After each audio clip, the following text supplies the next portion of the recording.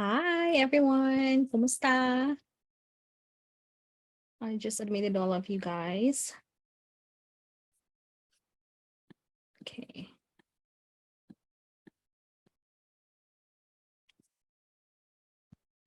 Good morning sa Pilipinas. Good morning. It's I'm not sure if lahat kayo andito is from the Philippines or mayroong taga ibang country.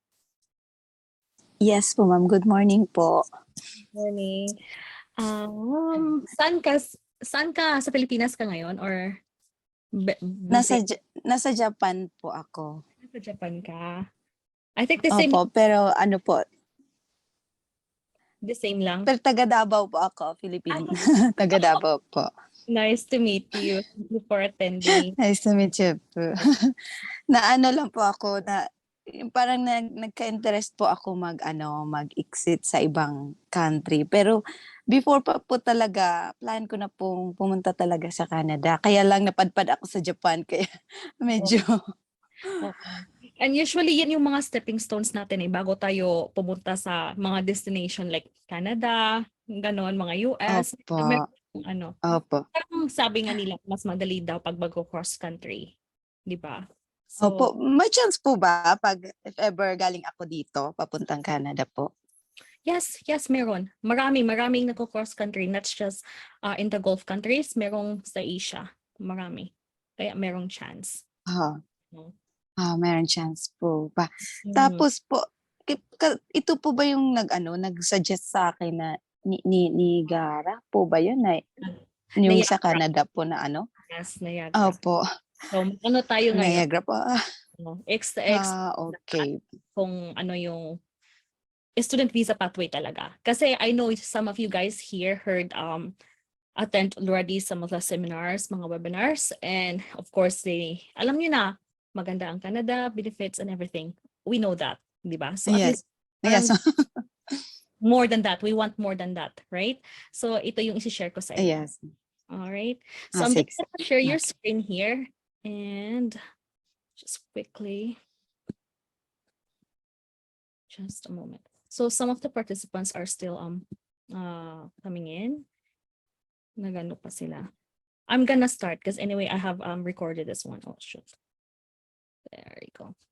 Okay, so just you guys just alert me sometimes I speak so fast.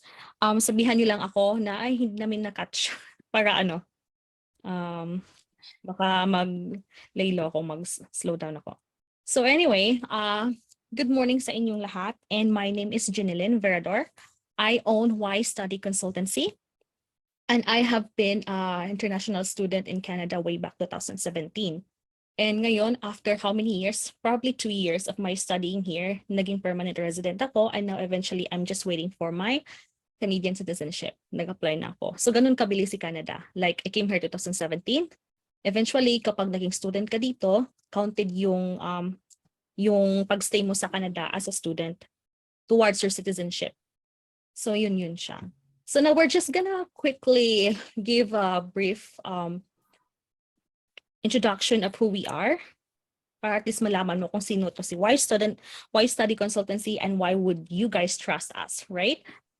So, yeah, as mentioned earlier, we are previous international students in Canada, and we became permanent residents through this pathway.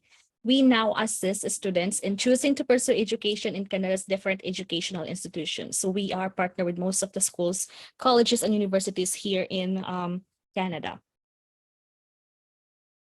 So we are certified peer members. So ito yung ICEF, Canada Course Education Agents. So lahat kami mayroong mga education na we are certified to help you guys find a school here in Canada, mag-introduce sa inyo, and this is registered in, yung business namin is registered sa Canada. Hopefully, we will be open to the Philippines na branch by next year. So for now, we are still like through online, everything, yung money system namin. So our services. This is our services, assessment of your background, your background education, work experiences. So we will assess you and help you, get you on a school admission assistant letter of acceptance, Visa assistance, we're gonna guide you. Application procedure, school applications fee refund. Yes, we do refund that. Pre-departure assistance, post-graduate work permit assistance, and promotions and events if we have one, and earn the cashback from us. So our approval rate, since I have been helping international students since 2019, and 2019 to 2021, I have 10 people that I have helped, and then all of them got approved.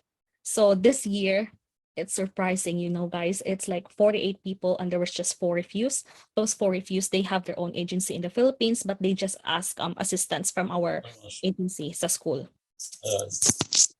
Sorry. And so our process. So this is our process. We do consultation with us. Sorry, I'm just gonna mute you guys para ano. Or who is it? I-mute lang natin ha, saglit. Sorry.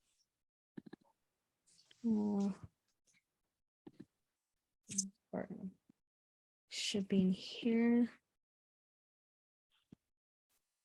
Okay. Okay. You guys can see my screen, right? Or hindi?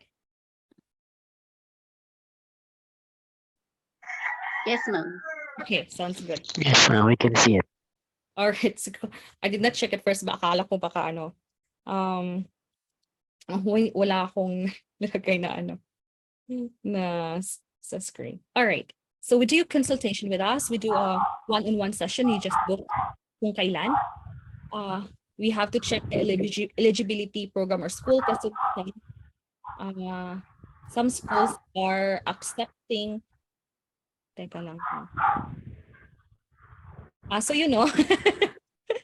i-mute lang po natin yung ano nga para hindi tayo ma-distract. There you go. All right. I know lots of people are coming in still. They're supposed to be like naka-register is like 80 something. Ang dami. Okay. So you have to check the eligibility or program in school. Minsan kasi merong schools na tumatanggap ng old curriculum high school. Old curriculum meaning yung old high school sa atin. On K-12, maraming na tumatanggap na programs dito. So, and iba merong mga grades na required, merong mga prerequisites. So, kailangan nating i-assess siya. A submission of documents to the school, visa application support, and work pre-departure preparation. So, we have a group. We're going to help you. We're going to do a Zoom call sessions every now and then. You just have to be active para malaman nyo kung ano yung process. Like, you can feel yung support ng group nyo. Kung meron kayong mga questions along the way sa process nyo, very huge help.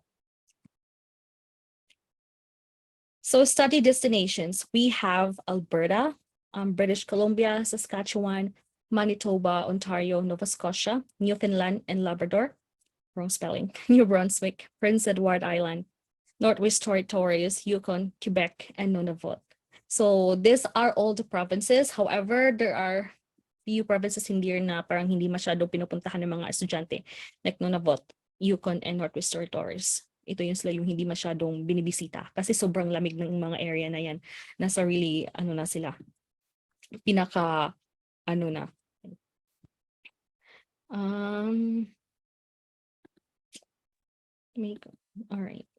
So now these are the popular programs in here. We have the healthcare, of course. Since pandemic, obvious talaga na yung healthcare dito sa Canada is struggling yung mga staff. Kulang tayo sa mga healthcare staff, not just nurses, but not just nurses, Yes but po.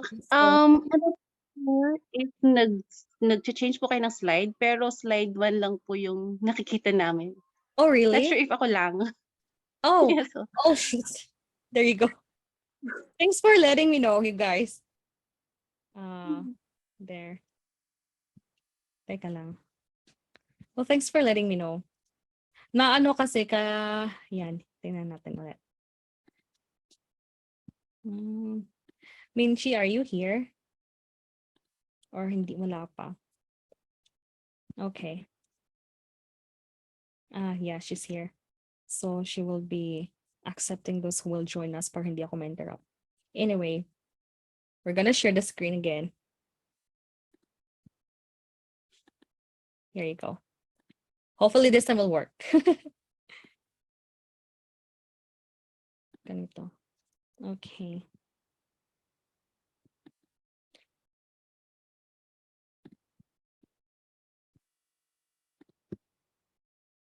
All right, so can you see it now, the popular programs and the study destinations?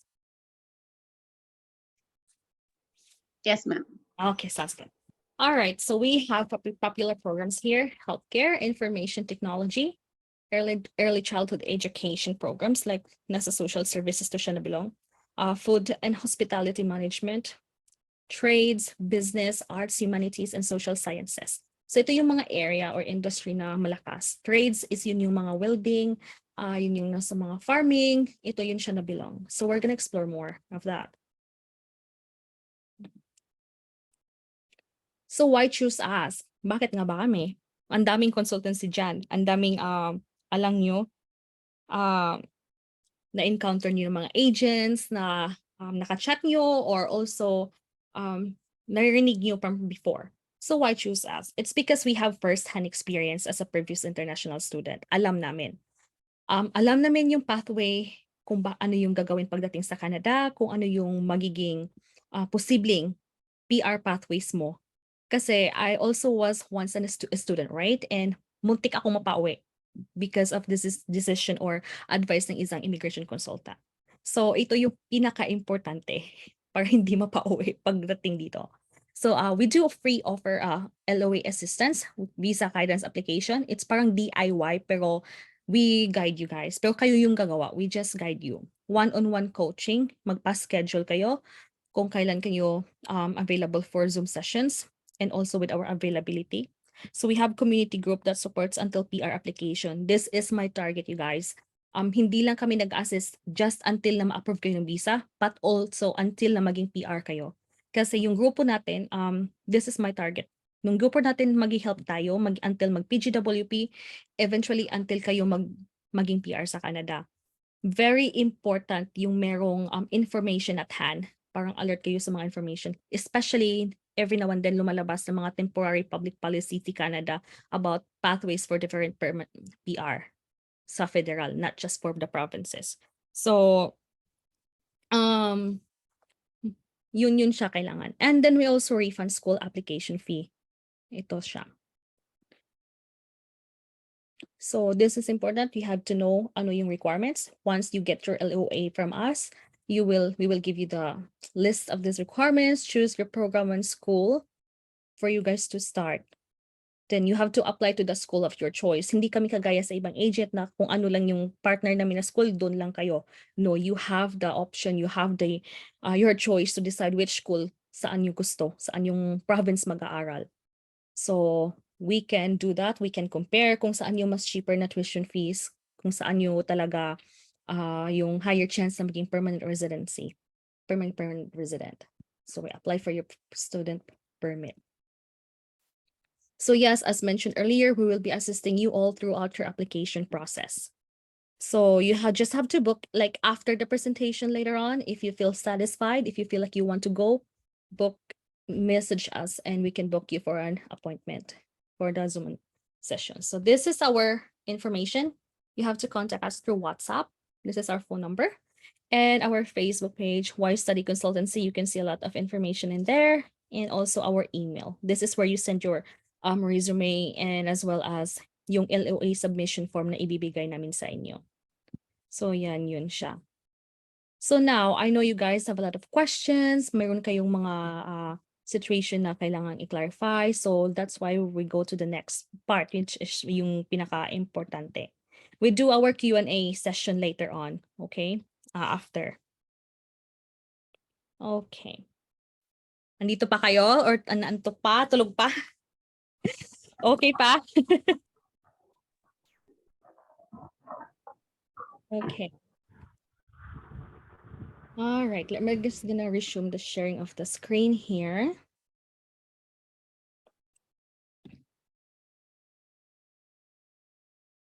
Okay. So now it says here, seize the future, study and work in Canada. So in this picture here, you can see Canada is very diverse, multicultural. Lahat ng klase-klaseng nationalities is andito. Canada is a very friendly country. So it's very exciting na mapupunta kayo dito and makikita kayo na laging part ng community. So let's go. So bakit nga ba si Canada? Ang daming nagsasabi it's because of the benefits. Yes, that's true. So one thing is the universal healthcare. Once you guys become a permanent resident and citizen eventually, you guys are covered by the universal healthcare, which is wala yan sa US and wala yan sa ibang countries na madaling puntahan. So universal healthcare, some of the provinces ng school are kahit temporary residents pa kayo, covered kayo. Rare lang yung provinces na hindi kayo i-cover while you are still a student. So this is the benefits. Free education up to secondary high school for your kids. So kahit napupunta kayo dito as student and while you are still temporary, covered yung education ng mga anak nyo until secondary high school. Covered sila. Supports family reunification. So ito si Canada, very family-oriented. Eventually, pag single applicant ka pupunta dito and uuwi ka, naging permanent resident ka, o uuwi ka para magpakasal, then you can sponsor your spouse. And also, you can bring your family while you are still a temporary resident or even you are on work permit. Madadala mo yung family mo. High quality education. I would say yes. Maraming colleges and universities na kasali sa mga high-ranking schools all over the world, si Canada. So I would say high quality education is really mano natin sa kanmang mo. Affordable tuition fees. Maraming magsasabi hindi naman yan affordable, ma'am, kasi milyones yung gagastusin. You know what? I would say yes, mahal siya. But compared to other countries like the USA, the UK, Australia, New Zealand, I would say mas affordable siya sa other compared to other developed countries. Scholarships. So maraming schools, not all schools nag-o-offer ng scholarships to our international students. So iba, yung scholar nila dito, minsan is cash nila ibibigay, minsan i-deduct nila sa tuition fee. So hindi pareho, iba-iba, depende sa policy ng schools. Higher standards of living. What I mean by this is that the quality of living. Once you get even you are still a temporary resident, like a student, or you're on work permit, kapag nabuntis ka dito, you are allowed to get a maternity leave. Sometimes more than a year. Some paternity leave meron. Sa US, I think maternity leave is just 3 months, if I'm not mistaken. So, andito yung standard living. Magkasakit ka, you are paid. Everything. Kaya masasabi ko na chillax lang yung buhay. Yung iba siguro dito, mag-work mismo nasa cities, mga palaging mga opportunity. Kasi yung habol natin minsan OT overtime. Pero if you really want, maraming mga communities, mga parks, mga events na nakakatulong pag maging relax kayo. Friendly people. Job opportunities. Yes, maraming jobs dito. Wag lang kayong mapili, especially those who are professionals, mga nurses, or any other professions. Hindi tayo magsisimula sa top agad. Kailangan natin na mag-reciprocate ng license natin kung ano yung profession natin dito sa Canada because it's regulated. So you just have to tanggapin mo yung trabaho na basta hindi lang illegal na jobs like pay or cash, yung under the table, kailangan na naka-record, especially sa student, bawal. I don't suggest you guys na mag-offer na kababayan natin sabing cash job, but we never know, i-report kayo or no, ma-deport, and then eventually you are banned to come to Canada for how many years, diba? So don't risk it. Friendly people, totoo to sila. Especially to those who are going to live in a smaller cities, smaller communities, mafe-feel mo yung mga Canadian talaga. They will smile at you, mag-stop and mag-conversation. It's as if you guys are friends. So maraming mga ganun, mafe-feel mo sila. So other countries, especially in the US, we know like in the news yung mga racism. I don't think it's meron sa Canada, but not like hindi kagaya ng sa US, I would say. Mga mababait yung mga tao. Government supports, child benefits, GST for low income. Yes, kahit na estudyante pa po kayo at mabuntis kayo, meron kayong after mag-file ng tax, pwede kayo makatanggap ng child benefits.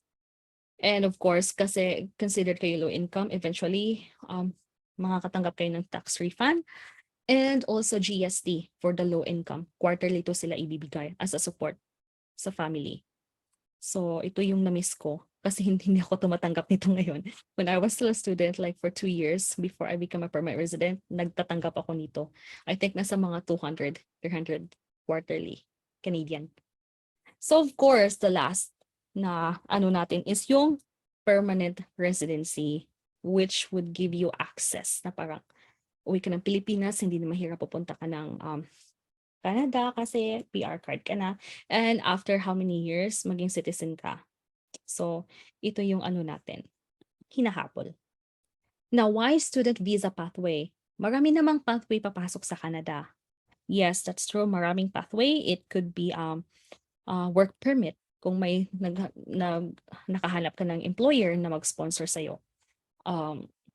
Very rare to kasi hindi lahat ng employer, hindi lahat ng profession ay nag-sponsor si Canada. So, these are the advantages why student visa pathway. Yung processing time is between 1 to 3 months. So, very rare cases na aabot siya ng more than 1 year. Alam ko na merong cases na ganyan. First is yung merong medical problems, may yung mga problema sa medical nila. Sa medical nila, most likely, ang problema lang is kung nakikitang may mga scar sa lungs, tuberculosis, mga ganun. So they will do an extra test na gagawin. It's either they will let you have another x-ray or sputum examinations. So that would take additional 2 to 3 months. And other cases, minsan backlog lang talaga. And you have heard of it. You have heard the news na backlog talaga sila. So, I suggest na kung mag-apply kayo, parang medyo malayo pa sa target yun na intake para at least kung mag-approve kayo, hindi mahal yung plane ticket niyo. Next is family reunification. As mentioned earlier, you can bring your family with you, your spouse or children. Your spouse can work full-time. Open work permit to siya. And most likely, ito yung may chance na mag-apply ng permanent resident while you are studying. So kung si spouse mo or your common law is merong employer, makakahanap silang job na mag-sponsor sa kanila while you are studying, that's great. Pwede kang maging permanent resident, kayong pamilya, while nag-study ka, and eventually yung tuition fee mo is magiging domestic fee. Magiging siyang probably 50% lesser than what you are paying. Kasi yung domestic tuition fee right now is times 3 ata sa total sa international fees. Ganun kamahal. Now, postgraduate work permit. This is an open work permit. So, ito yung hinahabol natin kung bakit tayo mag-student din, especially kung single applicant ka lang din. You are eligible to apply for a postgraduate work permit. So 1 year study will give you 1 year of postgraduate work permit. 2 years of study would eventually give you 2 to 3 years of postgraduate work permit. However, merong cases, rare lang siya, hindi siya palagi, na 1 year, kahit na 1 year yung program mo, binibigyan ng 3 years. Kasi minsan kapag nag-graduate si student and meron ng permanent full-time job offer, meron ng payslips na naka-attach on applying sa postgraduate work permit, minsan si IRCC nagbibigay ng 3 years. Which is like, lucky nila. They're lucky kung gano'n nabigyan sila. Diba? So, ito din yung nakaganda sa open work permit. Employability. So, you get to have a higher chance of getting employed. The students can work 20 hours per week during the class time, yung months na meron kayong pasukan, and also full-time during semestral breaks. So, full-time, depende ng katawang lupa nyo kung ano yung kailangan, like kung gusto niyo mag-work more than 40 hours a week, then you can. Basta breaks, semestral breaks, hindi yung parang short breaks lang. Because of like long weekend dahil sa holiday, no. So yun siya. Yung employer kasi natin sa Canada, minsan they don't have time to wait. Processing ng work permit outside of Canada would take almost a year and more than a year. So parang they want applicants na nandito na. So job offer, sponsorship. employers, as mentioned, prioritize inside Canada applicants. Kaya yung mga nag-a-apply dati sa outside of Canada, nagwa-wonder kayo na parang hindi kayo tinatawagan, na-interview kayo pero hindi kayo parang prioritize, it's because yung kalaban nyo is mga temporary, aside from the permanent resident or Canadian citizens, kalaban nyo is yung mga naka-work permit nito. Yung mga, it's either yung spouse or yung naka-PGWP, naka-postgraduate work permit. Now, co-op internship. So this is also the advantage kung mag-student kayo. Some programs have a paid co-op. Co-op is para siyang internship. Kasali siya. This is a very important part of your studies. And merong iba, ilalagay nila yan sa program if it's paid. Yung internship na to, and co-op, the school will help you find an employer kung saan kayo mag-internship. So, minsan yung 2 years na business program, mayroong almost 1 year na co-op. So, makaka-work sa co-op na to, makaka-work ka ng full-time, 40 hours per week, plus 20 hours per week mo pa talaga. Kasi considered ito study, yung work na mo. So, mag-a-add ka pa ng 20 hours per week, which is the advantage. So, meron din tayong tinatawag na internship and practicum. Ito yung mga unpaid. Unpaid sila, but you will have experience of working in a Canadian setting. Yan yung parang advantage mo. For example, I was having my internship sa hospital, and eventually I was working there for 3 weeks, walang bayad. And they liked my performance. And you know what they told me? Hey, Jeneline, we like you. There's an open position. We posted it. Please apply so you can work here. Ganon sila. If magustuhan kanila yung performance mo, sila pang mag-encourage sa'yo ang magturo kung anong gagawin. So dito tayo magpakitang gilas. Not just dito na position, of course. Dapat the whole time yet you are working. Next is points for PR pathways. If estudyante ka dito, you will gain additional points kapag natapos ka towards your express entry, federal application, plus also points sa provincial immigration sa province na kung saan ka nag-aaral. Kung mag-apply ka doon ng provincial nomination. So mag-give sila ng additional points. Depende to sa provinces kung ilang points ang bibigay. Kasi iba-ibang province, iba-ibang rules. So all of this, malaki na siyang advantage to you guys. Plus. So I put this here just to inspire you how beautiful Canada is, how beautiful yung nature. So you get to study, you get to work, you get to explore Canada's beauty, nature of course. So ito yung parang icing on the cake, parang bonus na lang to siya, di ba? So yan yun. Now let's go to the factors. Let's determine what are the factors to consider kung saan ka na province mag-aaral, kung anong school. So first thing is the cost of living. So iba-ibang province, iba yung standard ng living nila. Merong expensive, merong affordable. So cost of living, may mga bigger cities sometimes, mahal yung rent nila. It's because andun talaga lahat ng mga tao. And mostly bigger cities like Toronto, Vancouver, maraming nagkakagusto magtira sa city, so grabe yung competition ng apartment, yung mga accommodation. The weather, isa din ito kasi mayroong part sa Canada na sobrang lamig, extreme cold, which is like Alberta, Manitoba, Saskatchewan, Yukon, yung mga doon na banda.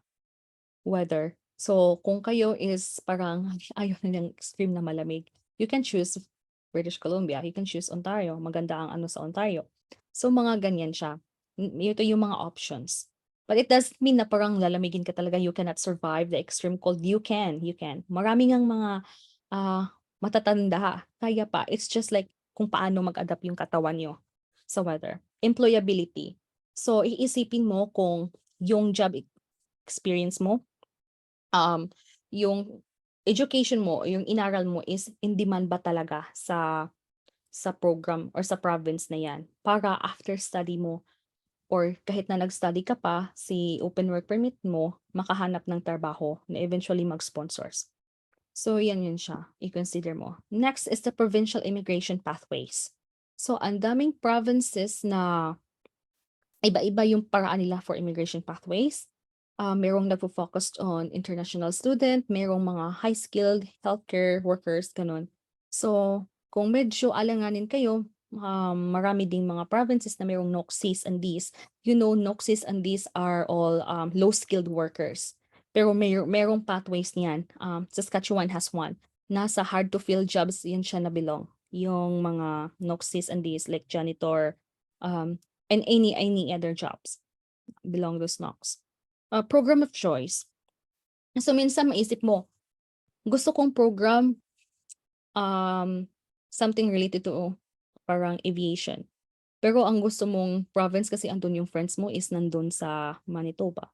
So wala ang program na yon sa Manitoba. So that's why yung parang titimbangin mo kung sino yung mabigat na yung mga factors kung saan talaga kayo. Kasi minsan, yung program of choice nyo is hindi siya available sa intake na pinipili nyo. Only during fall, only during winter, mga ganon. So ito din isang factor. Kasi baka isipin nyo matagal na po masyado if it's gonna be fall 2023, which is September next year. So gusto nyo ng May, gusto nyo ng March or January. Ito din siya yung option. Now, family and relatives. This is also very important. Kasi si family not just there to help you, but also give you points sa provincial immigration pathways. So, especially in Manitoba, kapag meron kang friends, kahit nga friends counted nila na mag-a-add ng points, hindi lang immediate relatives or family, pati friends. So, importante lang ma-establish yung relationship, like how are you guys related to each other? How long like you've been like, you know each other, mga ganon. Just to, na strong talaga ang ties mo sa Manitoba. Kasi ibang provinces, they don't want you to go. They don't want you to parang, after ka manuminate ng province na yan, aalis ka. It's not advisable. Kasi pagdating ng citizenship application nyo, tapos yung ways nyo na naging PR kayo is through immigration pathways, yan yung way na parang malalaman niya ng mga officers at sasabihin na, oh, we explain mo siya. Kasi meron ng case na PR siya through, I think through Nova Scotia. After sa Nova Scotia, umalis siya agad after pagka-PR. Lumipat siya ng Ontario. Pag-apply niya ng citizenship, question siya, pwede siyang mayroong procedural fairness letter. Sinasabi na bakit ka umalis ng Nova Scotia, ganun. So, hinihingian siya ng explanation. So, if you guys have a proof na nag-try ka talaga ng hanap ng trabaho na related sa profession mo and eventually hindi ka nakita ng job, so kaya lumipat ka, you can. Pero mas hassle na, right? You just wait. Kasi kapag PR ka, naging permanent resident ka, you only need 2 years of your PR bago ka mag-apply for citizenship. And you just wait. Now next, so ano nga ba yung process ng student visa? So this looks like it doesn't look complicated to me. It looks like parang very direct. Pero meron to silang mga stories or mga process pa behind this every step nito. So first is sinasabi kong consultation. Then we have to find a school for you program and intake kung saan ka na school. Kasi after that, we have to gather your documents and to submit the application to the school. So si school, sometimes merong mga waiting times as early as lesser than 5 days, 5 business days, up to 3 months. Mayroong schools na mag-aantay ka ng 3 months bago ka makasecure ng letter of acceptance. Mayroon ding ibang schools na as early as 24 hours, meron na magugulat ka na lang, hindi pa ready yung deposit mo. Andiyan na yung letter of acceptance mo, right? So you have to gather this documents, submit application to the school, and while waiting, you have to gather your visa documents. Pwede mo nga to isabay eh. Gather your visa documents, which we will give you a list during our Zoom sessions if kami yung nag-a-assist ng LOA nyo. So you have to draft your own SOP and LOI. Now, what is SOP? SOP is a statement of purpose. Ito yung siyang panlaban nyo against sa visa officer kung bakit para maniwala sila na genuine yung pagpunta nyo sa Canada to study and not just to work here or to stay here permanently. Maraming mga nare-refuse kahit na malaki yung pera, kahit na kasi hindi nila nalaban, hindi nila nasulat sa SOP na to. So this is your key aside from your other documents. LOI is the letter of intent. Letter of intent is like kung meron kayong spouse, common law na sasama at yung mga kids, you can make a letter of intent. Bakit kayo sasama sa asawa nyo? Bakit kayo stating your relationship na how long have you guys been together and ayaw nyong mawala sa isa't isa, ayaw nyong malayo sa isa't isa, I mean. So ito yung importante din. And if you guys, I would suggest na kung mag-DIY kayo, meron tayong mga writers na ma-refer na magagaling na mga writers na malalaban yung SOP and LOI nyo. So you just have to message us also, and they do one-on-one consultation sa Zoom and then to discuss your own background, experience, and also the program of choice para malaman din nila paano. And they can advise you na parang hindi ata natin madidefend yung program na pinili mo. Parang tagilid siya. So they can recommend or suggest you something kung ano yung dapat na program na kukunin nyo. So after that, we do upfront medical examination.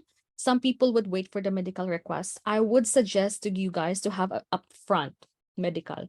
Kasi yung nag-lodge kayo, nag-wait kayo ng medical request, it would take 2 to 3 weeks. And that 2 to 3 weeks could be nag-review na yung visa officer sa papers mo. Sayang din. So if you are really sure na magla-lodge ka na ng visa and hindi ma-change yung mind mo, do the upfront medical exam. Kasi it has only like mag-expire siya after 12 months. And if you decided na mag-change ka ng intake and it's gonna be more than a year, you have to do your medical again. Kahit na na-approve ka na ng visa, hindi ka makakapasok ng Canada if mag-expire na yung medical mo. So make sure you are sure ng mag-lodge ng application. So lodging your visa app, ito na yung naka-upload na lahat, ready for submission na siya. So ito yung kinakabahan na yung mga students simula dito kasi marami ng mga pangyayari, waiting time. They are waiting for their GCK update kung nagba-biometrics request na. Biometrics is pupunta kayo sa VFS. It's just in Manila, nasa Makati, and also in Cebu. So dalawa lang yan sila. Biometrics yung fingerprints nyo, IDs, pipicturean kayo. And after that, waiting time. It's either na parang mag-reviewing eligibility, meaning reviewing eligibility means nag-review na yung visa officer sa mga documents niyo. So, waiting na lang. So next is kapag na-approve na kayo, you go ready for visa stamping. So approval, yay, passport approved na, magpapastop na kayo sa VFS. So you have two options. You can go walk-in. So parang nasa pandemic, nag-close sila, hindi sila tumatanggap ng walk-in. And also, you can send it through a courier. So ang walk-in, kapag pumunta ka ngayon, and 3 days, pwede mo na siya makuha ulit. Yan yung parang kung gusto mo talagang secure, mabalik sa'yo agad yung passport. And if you are from Luzon, Visayas or Manila, na parang malayo sa VFS, LBC sometimes will take a week, 1 week, or sometimes 1 to 2 weeks, depende siya. Pero you can trace it back kasi merong email or text na saan na yung passport niyo. Now, next part is, of course, the packing. We're getting ready all of your things para pupunta dito. Now, you have to get ready, travel to Canada, and get the permits in the port of entry. So we give pre-departure orientation. Kasali na to sa namin, services. We want you guys to be prepared kasi mahirap na. It doesn't mean na na-approve na kayo ng visa, okay na kayo. The immigration officer inside Canada na nasa port of entry can still deny you. Makakauwi ka pa din kung gusto nila if defined na parang hindi ka genuine. Meron akong kasabay dati na Indian student. Hindi niya alam ang program ng study niya. Kasi agency lahat, parang ganun, naka-ano lang sila sa agency. Ang nangyari, tinanong siya kung anong program, anong school. Wala talaga siya nasagot. So ang ginawa ng officer is, pinauwi siya on that day, pinakuha siya ng ticket, return back to India. So, di ba, masakit. Kasi, andun ka na, mahal yung plane ticket, on the spot ka pa pinapakuha para pauwiin ka. Kasi paano mo nga naman hindi ka, like you are a student but you don't know where you're going, you don't know which program. Diba? So be careful. That's why we do our pre-departure orientation. Small mistakes can complicate things and we don't want you guys maging complicated ang lahat. So after that, we have to you have to settle down, start your class and your work. So si student hindi pa kahit na 2 months ka, September ka mag-start ng klase, August ka dumating dito, si student hindi pa pwedeng mag-work until mag-start yung klase niya. Pero si spouse or si common law, pag open work permit sila, they can start anytime. As long as meron na silang SIN and makakahanap na ng employer or trabaho. So yun siya. Now let's go. Magkano ba expenses? Ito na yung parang gusto nating malaman talaga. Kasi parang magaganda lahat yung mga naririnig nyo so far. So iba yung expenses talaga. So now here are, I don't know how to remove this one. So here are the estimated expenses. Hindi pa to yung show money or tinatawag na proof of funds. So now, this is your school application fee. Ito yung mga one of the expenses. So merong school na walang bayad, wala as in zero. That's Centennial, Fanshawe, Sault Ste. Marie, wala silang application fee. And the most expensive na nakikita kong application fee is located in Manitoba, I think, 300 Canadian application fee. And application fee are non-refundable kasi you pay for them to assess your documents kung qualified ka ba or hindi. If you are not qualified, then hindi na yan mababalik kasi they do their job na to assess your documents.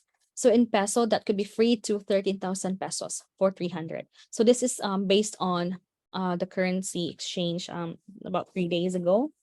So yun siya. Now let's go to tuition deposits. So kung nag-apply ka sa school and nakakatanggap ka ng offer letter or letter of acceptance. So dalawa yan, iba-ibang policy sa school. First is, bibigyan ka ng offer letter. Yung offer letter na yan is sabihin nila, tanggap ka na. You just have to pay the down payment or the deposit. Then bibigyan kanila ng letter of acceptance. Then that's good. Minsan, diretsyo na yung iba na magbibigay ng letter of acceptance. You just have to pay the deposit for the next, depende kung ilang days, 15 to 30 days pa. And if hindi ka makapagbayad, ibibigay nila yung seat mo sa ibang estudyante. So this is the range of the tuition fee. Merong tuition fee na as low as 10,000 Canadian. Yes, totoo yan. Up to 60,000 Canadian. I have seen this one, 60,000 sa second year college ng pilot na program. So pamahal. So, now, magkano nga ba ang deposit para makakuha ng letter of acceptance? Ito yung letter of acceptance yung kailangan natin para mag-apply for visa. So, some schools have a policy na meron silang deposit fee as low as 750 Canadian. I know this kasi 750 sa Kiano College. And it could be 750 to 10,000 CAD. Most of the school is nasa 1,500 to 2,500. And ito si SAS Polytech is nasa 10,000 Canadian. The advantage with having this malaking deposit is pagdating mo dito is kunti na lang mababayaran mo din kasi malaki na yung nabigay mo. And some schools would require you to pay 50% of the 1-year tuition fee. Kung 18,000 yung tuition fee mo and 50% of that is 9,000, ito yung babayaran mong deposit. And some schools would, or even the program for a visa requires you to pay for full 1-year tuition fee for the SDS, Student Direct Stream. Kailangan mo to siyang bayaran ng 1 year talaga. So you have the option to do this full year or deposit na lang. So, ang tanong nyo for sure is, ma-refund ba yung pera? Mababalik ba sa inyo yung pera if hindi ma-approve sa visa? Yes, ma-refund, mabalik yan sa iyo. So it depends on the school's policy. Merong iba na merong mababalik sa iyo ang refund basta may pakita kang refusal letter. It meaning na parang na-refuse yung application mo, and if you cannot pursue your education anymore, your studies, and kasi parang na-disappoint ka, so parang you decide na hindi siguro si Canada para sa akin. So, defeated ka agad. Merong iba naman na nagpo-pursue, nagmo-move to the next intake. So, kapag ganun ang nangyari na na-refused and you want to withdraw, submit the refusal letter. I-refund nila sa iyo yung deposit minus the administrative fee. Administrative fee is mostly between 200 to 400 Canadian. Yun yung madidak sa iyo sa binayaran mong deposit. So ito sa Philippine money, tuition fee ranges 400,000 to 2.5 million. So kino-convert ko lang to siya. So ang deposit could be as low as 30,500 to 420,000 minimum deposit. Ang laki. Yes, malaki talaga yan siya. Ang lalaki pa talaga yan. Kasi every year, just this year, meron akong schools na nakikita na nag-i-increase ng 2,000 Canadian in a year. And it's very, very huge. My time, way back 2017, it was just 12,700 something. Sobrang baba. So, yan yung pag-isipan din ninyo na kung mag-go or not yet. So, yung remaining tuition fee balance, andito yung date na kailangan bayaran on your letter of acceptance. So it's either closer to your start date, like 10 days before, 5 days before, or first day of school. Isi-settle mo yung balance mo sa ano. So ano mangyayari if ever parang nagamit yung emergency funds, wala kayong pera to settle the remaining balance. So ganito yan siya. Ibang school, hindi lahat ha, ibang school will give you a grace of 15 to 30 days. Pero if more than that, hindi ka pa nakabayad, the school will cut you out, parang hindi na kayo gawing student, parang i-ano kayo, and they will report you to the immigration na hindi na kayo estudyante. So yung student permit nyo hindi na valid. So nakakatakot din yan. Hindi yung parang, hindi na makakalusat lang ako, it's fine na hindi ako magpapasok, mga ganun. You have to, plus it's your, ano. But if you have financial problems, talk to your schools, support. Mayroong mga support each school kung anong magandang gagawin. Ganun. Okay? So now the medical fees. Lahat ng nasa Pilipinas, you have to have a medical. Unless lang yung mga nasa abroad, kagaya ng Saudi, Dubai, any other Gulf countries, pwedeng walang medical. Unless lang talaga if they are healthcare workers. Kasi pag wala silang medical and they are healthcare workers, mayroong limitation sa work permit nila, meaning hindi sila allowed mag-work sa mga healthcare facilities or any healthcare facilities, mga ganon. So this is the fees that I have searched sa NHS National Health Services Baguio and also sa St. Luke's. So these are the age and their examination na gagawin sa kanila. So ito yung fees, 3,220 pesos for 0 to 4 years old, and it's just physical examination. 5 to 10 years old is 4,000, 11 to 14 years old is 6,100, and 15 years old and above, which is tayo, 13,270 pesos. So ang exam nito is physical exam, urinalysis, chest x-ray, HIV, syphilis, serum creatinine. So itong creatinine na to, and yung HIV, ito yung mga yung HIV, yung STD, sexually transmitted disease talaga yung tinitingnan nila. It doesn't mean na you have that you are medically inadmissible para hindi ka napapasokin. The thing is, ginawa nila ito for surveillance. Hindi kayo pwedeng basta-basta na lang inadmissible because of that. Meron kasi itong pag na-approve kayo, pagkarating nyo ng Canada, you will have to fill up ng immigration surveillance form. So, isa-submit yan sa kung saan ka na titira na province or na area, and then eventually yung mga public health will come and check on you, follow up, mga ganun. So, yan yung purpose din niya. Now, let's go to the visa application fees. Visa application fees, this is the fee for single applicant. Student visa fee is 150 Canadian plus the biometrics fee, which is 85. So if you do a biometrics fee, it's good for 10 years. Kahit na refuse kayo and you mag-apply kayo ulit, you don't have to pay the biometrics fee anymore, just the student visa fee. So total would be 10,204 pesos for the 235. Now, if meron kang husband or common law, ito yun siya. Work permit fee, which is 155. Open work permit fee, $100. I know, it's just like, pag open work permit, you have to pay this extra fee na 100. Ito yung fee na babayaran nyo din pag nag-apply kayo ng PGWP. Biometrics fee is $85. So it would be the total of 575 Canadian. If 340 plus yung single applicant na 235, most for a couple, magbabayad kayo ng 25,000 for the visa application. So what if meron kayong mga anak? So yung anak nyo, family kayo application, right? 575 plus yung minor nyo, student minor, 18 years old and below, mag-aaral sila dito sa Canada. So under sila ng $150 per kid, parang kagaya ng sayo. pero wala na to silang biometrics, yung below 16 ata. I'm not sure, pero yun yung nakakalimutan ko. So wala na yun siyang biometrics. If meron mang makapag-biometrics sa kanila, kasali na sa family biometrics fee, which is the total of these two, 85 plus 85. So yan yun siya. And kung meron kayong anak na hindi pa makapag-aral, like minor pa talaga, 2, 3 years old, 4 years old, belong siya sa tourist visa. TRV application, which is 100 Canadian per kid, which is equivalent to 4,500 pesos. So kung meron kayong dalawang anak, ito, ita-add nyo itong dalawa, plus ito, 6,500 times 2. Yan yung babayaran nyo. Okay? Now, let's say the English test. So English test, merong mga schools na nagwe-waive na ng Ielts ever since pandemic. They have another option, yung Duolingo. If you heard of it, it's an online test. Mababa lang din yung score na needed. Mas available siya and cheaper. Affordable, I mean, compared sa Ielts. So, ibang schools, they only need English as medium of instruction letter from your school. Nagsasabi na yung language of instruction nyo is English nung kayo ay college or nung kayo ay high school. Yan lang yung kukunin nyo na letter from the school.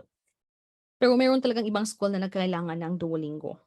Kaya, isa din yan talaga din pala sa factor kung titingnan kung saan kayo mag-aaral. Kung parang hindi kayo feel na parang magsasabit ng English test or magtitake ng English test, it would take more time na mag-review, mga ganun. So, pwede.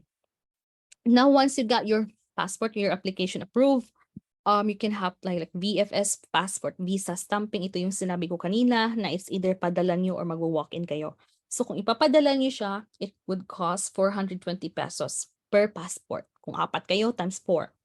Tapos, yung courier fee na 300 or 500. Depende kung saan kayo banda sa Pilipinas. Yung courier fees na covered. So, yan yun siya. Ang estimated expenses natin. Now, the question is, magkano ba talaga ang total? Let's proceed. All right. So, this is the overall funds needed. Ito yung tinatawag natin na show money. I don't usually call it show money. I call it proof of funds talaga. Kasi that show money is not just for a show. Gagamitin mo talaga yan dito sa Canada. Kasi magsisimula ka. Especially kung kukuha ka ng, magda-down payment ka ng bahay rent. You have to pay 1 month advance. Di ba? So, this is the proof of funds. Kung ikaw estudyante pupunta dito, solo ka lang, kailangan mo ng 10,000 Canadian for the 1-year cost of living, which is equivalent to 420 pesos. Yan yun siya. Plus the 1-year tuition fee. So yan lang yung show money mo. Kung magkano ang tuition fee mo, i-plus mo siya sa 10,000 Canadian, nang yung kailangan na funds na qualified ka. If you have more than that, that's better. Now, kung sasama yung si spouse mo or si common law, 10,000 Canadian plus 4,000 plus yung 1-year tuition fee. So, yan yung total. And if meron kayong 5 anak, every kid would have an additional 3,000 Canadian each. Each to siya, hindi lang parang isang ano. So, 3,000 Canadian times 5 kids, you have 15,000 plus 1-year tuition fee plus the 2. So, ito yung mga cases like here. So, for example, single applicant tuition fee is 18 CAD, 18,000 Canadian. 1-year tuition fee computation plus the 1-year cost of living equals 28,000 Canadian or 1.2 million. Kung meron ka nito, then you're good to apply. You're safe. Case number 2, couple with no kids. Tuition fee is 16,000. So 1-year tuition fee, which is 16,000 plus 1 year na cost of living ni SP. SP is a student. 10,000 plus yung open work permit mo ni spouse is 4,000. That would total of 30,000 Canadian or 1.3 million. So, konting difference, di ba? Single and meron kang husband dito. It's because of the tuition fee. Isa mababa, isa malaki. So, ganyan yun siya. Now, if you have kids, guys, couple with 2 kids, 16,000 tuition fee. So, ang mangyayari is 16, 10,000, 4,000 plus 6,000 Canadian. For the kids, it was 36,000 or 1.6 million. If you have more than that, that's great. So yan yung basis ng mga proof of funds na ipapakita mo that you have enough funds na makakasurvive kayo ng study sa Canada.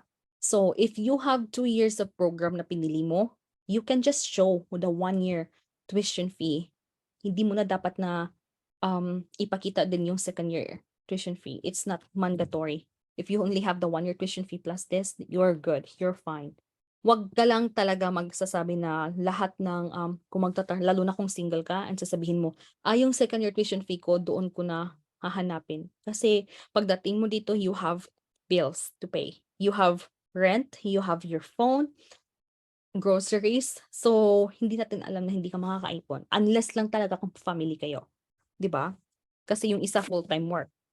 Pero yun nga, it's better to be safe na meron talaga kayong extra funds. Yung sasabihin. Now, kailangan ba talaga, so ito yung mga question na lalabas sa isipan nyo, kailangan ba talaga sa inyo lahat ng perang to? No, it doesn't have to be. Meron kayong sponsors, meron kayong parents, auntie, uncle, friends na willing mag-provide ng financial documents or willing mag-support sa inyo sa studies nyo, then yes, it's fine. As long as magpakita sila ng mga documents and legit support, ganun. Kasi mahirap na pagdating nyo dito, hindi pala sila magsusupport totally and we don't want you guys na parang maano sa news na yung mga international student ko yun parang suicidal, depressed kasi hindi makabayad ng tuition fees, mga ganon. It would affect the future applicants. Ang kawawa din sila kasi mas lalong hihigpitan yung mga requirements if ganun ang mangyayari, di ba? So, mas maganda na prepared kayo. So, sponsors, depende, case to case din yan. Hindi pwedeng you have been working for 30 years and then totally sponsored ka kasi sasabihin ng visa officer, o saan yung pera mo? You have been working for 30 years and then fully sponsored ka pa. Parang, ba't ka na ganun? So, may mga tricky talaga case to case basis kaya we do consultations kung paano i-atake yung mga cases nyo. So, yun siya yung proof of funds. I know you guys have been waiting for this.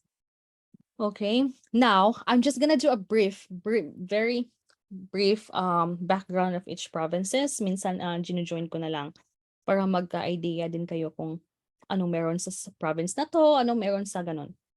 Okay, now let's go for Saskatchewan. So this is where I studied.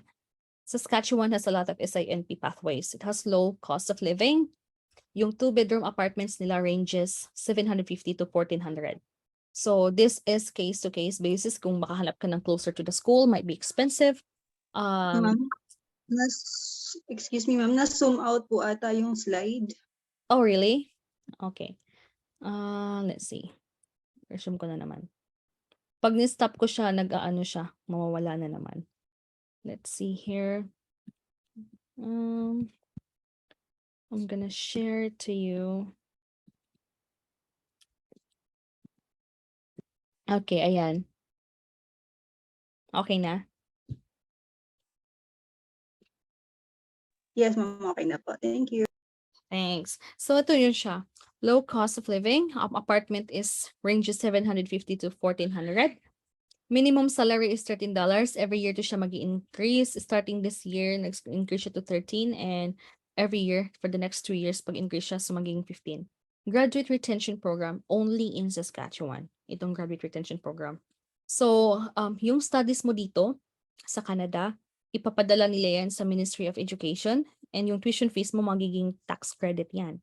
So, yung tax credit, actually before, naranasan ko pa ito, like mga 5 years ago, cash to siyang matatanggap si graduate retention. And kasali pa nito ang school na nasa Pilipinas. If you have graduated 7 years, less than 7 years pa, pwede mo siyang kasali dito. You just need to get all the receipts from your school sa Pilipinas, convert it to Canadian, and get a Canadian education equivalency. Malaki din tong tulong. Yung tuition fee ko sa nursing sa Pinas, I got the maximum 20,000 Canadian tax credit. So, ang nangyayari, since hindi na siya pwedeng maging cash or pang down payment ng bahay, pwede kasi ito siya paging down payment ng bahay before eh. Naging siyang tax credit kapag mag-owing ako for the next 7 years. Meaning, malaking income ko, instead na si government magbabayad sa akin, I have to pay the government dahil sa tax owing.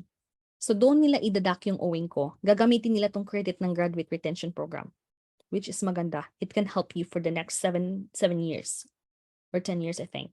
So yan yung makaganda dito. Now, as soon as you step foot in Saskatchewan, covered kayo ni provincial health card for all family members. So the only thing is you just have to apply ng health card and need lang ng mga student permit, proof of address, anything na nagpo-proof na student kayo. So hindi lahat ng provinces covered si student and dependent, hindi lahat. So for example, nag-apply kayo ng health card and eventually parang aabutin ng 6 weeks bago dumating yung health card nyo. Kapag umabot doon and need nyo na magtingin ng doctor or magpa-check up, you just have to pay it. Kasi pag dating ng health card mo, ipa-reimburse mo, babayaran ka full. Babayaran ka full. So now we have schools in Saskatchewan, Polytechnic, University, rural colleges. So andito nakalista yung mga partner schools natin. University of Regina, Saskatchewan, Saskatchewan Polytechnic. Grabe ang Saskatchewan Polytechnic. Ito yung maraming nag-aabang ngayon dito sa school na to for ECE, CCA programs, business programs. Imagine, nasa waitlist ng isang business postgraduate degree is 52 nasa waitlist. So, if you are planning to apply for fall 2023, much better na mag-submit ng documents sa amin. Para at least pag open nyo, you just have to log in and pay directly. Hindi na yung para maglalagay pa kayo ng information, mag-ready pa yung documents nyo. Mas priority, ganito. So we have Great Plains College. Ito yung school ko nung dumating ako dito. Southeast College, Northwest, Cumberland, and Parkland. So these are the rural colleges, meaning mga sa small community colleges to sila. So maganda din kasi you will really feel the support of the small communities. Meron silang from time to time ibibigay na mga scholarship cash. So ito yung din nakaganda. Now, another thing that's advantage in Saskatchewan is the Climate Incentive Act. Meron din kayong matatanggap even you still you're a student or open work permit. So makatanggap kayo ng probably closer to kung couple kayo 700 or 800 Canadian for the Climate Incentive Act, and it will be paid like quarterly. Ito yung maganda. There are only 4 provinces na mabibigyan nito. It's Alberta, Manitoba, Saskatchewan, and Ontario. Saskatchewan ang pinakamalaki. Now, of course, since yung mga merong kids, alam natin na minsan kailangan talagang may nagbabantay kasi conflict. Yung study period and also yung work period. So, may need ng magbabantay. So, Saskatchewan, last year, actually, apply na to na $10 per day. So, they will directly, like 50% ng bayad ng daycare, they will directly pay to the daycare itself. And yung kalahati na lang yung babayaran mo. So which is a big deal. Mahal ang daycare dito sa Canada for the kids. Mahal siya. So now, Saskatchewan, make it like $10 per day for you. And so mali-lessen yung ano mo. They are even talking about getting at least 70% yung i-contribute ng government towards the daycare bayad sa each kid. Oo. Pero I'm not sure if na okay na ba yan o hindi pa. And now, let's have a glimpse of the different immigration pathways for SINP. So we have international skilled worker, hard to fill skilled pilots. Dito nabibilong yung NOC and D, yung mga low skilleds. Tech talent pathways, IT, ito yun siya. Employment offer, healthcare workers, express expression of interest pool, Saskatchewan express entry, OID, occupation in demand. And meron din tayong ISKI work experience. So students, health professionals, hospitality sector project, long-haul truck driver, and semi-skilled agriculture worker with work permit. So ito yung mga pathways niya. Marami to. You can check the website yourself. Familiarize everything. So this is the common eligibility requirements sa each provinces. I just put it here sa SINP. So you have to have work a minimum of 6 months or 780 hours of paid employment on and off campus, your co-op terms, work experience on PGWP. So ito yun siya mga kailangan. You have to have a permanent full-time job offer, an SINP approval letter, Ielts test. Lahat ng nag-a-apply ng permanent resident na sa ganitong pathways, kailangan mag-English test. It's Ielts general, or there's another, I think, easier option, which is the CELPIP. I heard, some of you guys heard of it. So ito lang yung scores kailangan. 4.5, listening. Reading is 3.5. Very low na to siya. Writing and speaking is just 4. So the only person siguro na hindi mag-a-apply ng IELTS or English test for PR is yung mga spousal. Inisponsoran ng mga partner nila. hindi na sila mag-provide ng English test. So kayo, kung PR card nyo, kung mag-apply kayo ng PR, okay na to siya na English score. And hindi nyo na kailangan ng mga more than 7. The only person na or only people na kailangan ng more than 7 is yung mag-a-apply ng express entry kasi very competitive yung express entry. For provincial pathways, you can have this score. As long as you have the permanent full-time job offer, you're safe. Basta pasok kayo. And you must have a valid work permit or on PGWP. So as I said earlier, then for regulated professionals, you have to connect with your organizations, professions here in Canada, especially for engineers, nurses, med-lab tech. Kailangan yung malaman kung ano yung pathways niyo. Kung paano yung makukuha yung license niyo sa Canada. Kasi while you are studying, kailangan niyo siya i-work out. Like what happened to me, I was still studying. Yung program ko is not related to my education sa Pilipinas. My profession, I was a registered nurse sa Pinas. And I took up office administration here sa Saskatchewan. It's not related, pero na-approve. I was able to defend it sa visa officer. So eventually, while I was studying, I also processed my nursing license. So yun siya, parang double purpose, para hindi sayang yung time. Kaya, by the time na nag-graduate ako, qualified na ako to take ng LPN, Practical Nurse Exam. And eventually, a few years after that, nakuha ko yung RN license ko sa Canada. So you have to know your pathway, especially for our sa mga regulated yung profession. So now let's go to Alberta. Alberta has what's called Alberta Advantage Immigration Program. They just changed it. Actually, it's like AIPP. No, it's not AIPP. That's different. So they just changed the name. So the cost of living, I would say, is low to medium. Kasi bigger cities, Calgary, Edmonton, mas mahal compare sa mga nasa Lethbridge, Red Deer, mga ganon, Medicine Hat. So two-bedroom apartment could range from 900 to 1,800 Canadian. The minimum salary, $15 per hour. Yes, covered pa din kayo lahat ng family the moment you step foot in Alberta. And they have the colleges and universities, and of course, the Climate Incentive Act. So this is our partner schools in Alberta. Bow Valley College, you guys are familiar of. NAIT, SAIT. NAIT is in Edmonton. SAIT is in Calgary. Norquist College, Lethbridge, Red Deer, Keano. Keano is in Fort McMurray. Cheaper yung tuition fees nila nito. Keano and Grande Prairie. But yung accommodation nila is a bit expensive kasi malayo na siya eh. Concordia University, Montreal, Lakeland, Ielts College, University of Lethbridge, and Red Deer Polytechnic. There might be some schools na wala dito. Hindi ko na nasulat. So this is the program, Alberta Advantage Immigration Program, Alberta Opportunity Stream, Alberta Express Entry Stream. Lahat ng Express Entry Stream, you have to have an Express Entry account, yung profile. Naka-enter ka na sa pool. And eventually, they will just masasali ka sa invitation the next time. Kasi ilalagay mo doon kung ano yung preference mo na provinces na gusto mo kung kapag mag-create ka ng express entry profile. So kung pinipili mo Alberta at yung NOC mo is one of the demand, sa Alberta din they will send you an invitation to apply.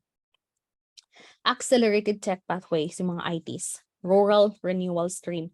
Kung gusto niyo yung mga mag-settle down sa mga rural areas, pwede din to siya basta mayroong job offer. These are all for entrepreneurs. Entrepreneurs like those who have more than 600,000 Canadian to invest. Ito yun siya dito.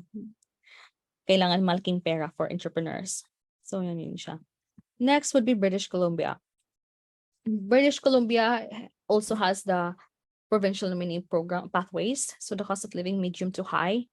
I would say medium to high kasi some areas are cheaper compared to the main areas na sa Vancouver, mahal. Advantage if you have a relative or friends, then mag-share kayo. Minimum salary is 15.65. Maganda ang weather sa Vancouver. The cost of living, you are paying for the weather.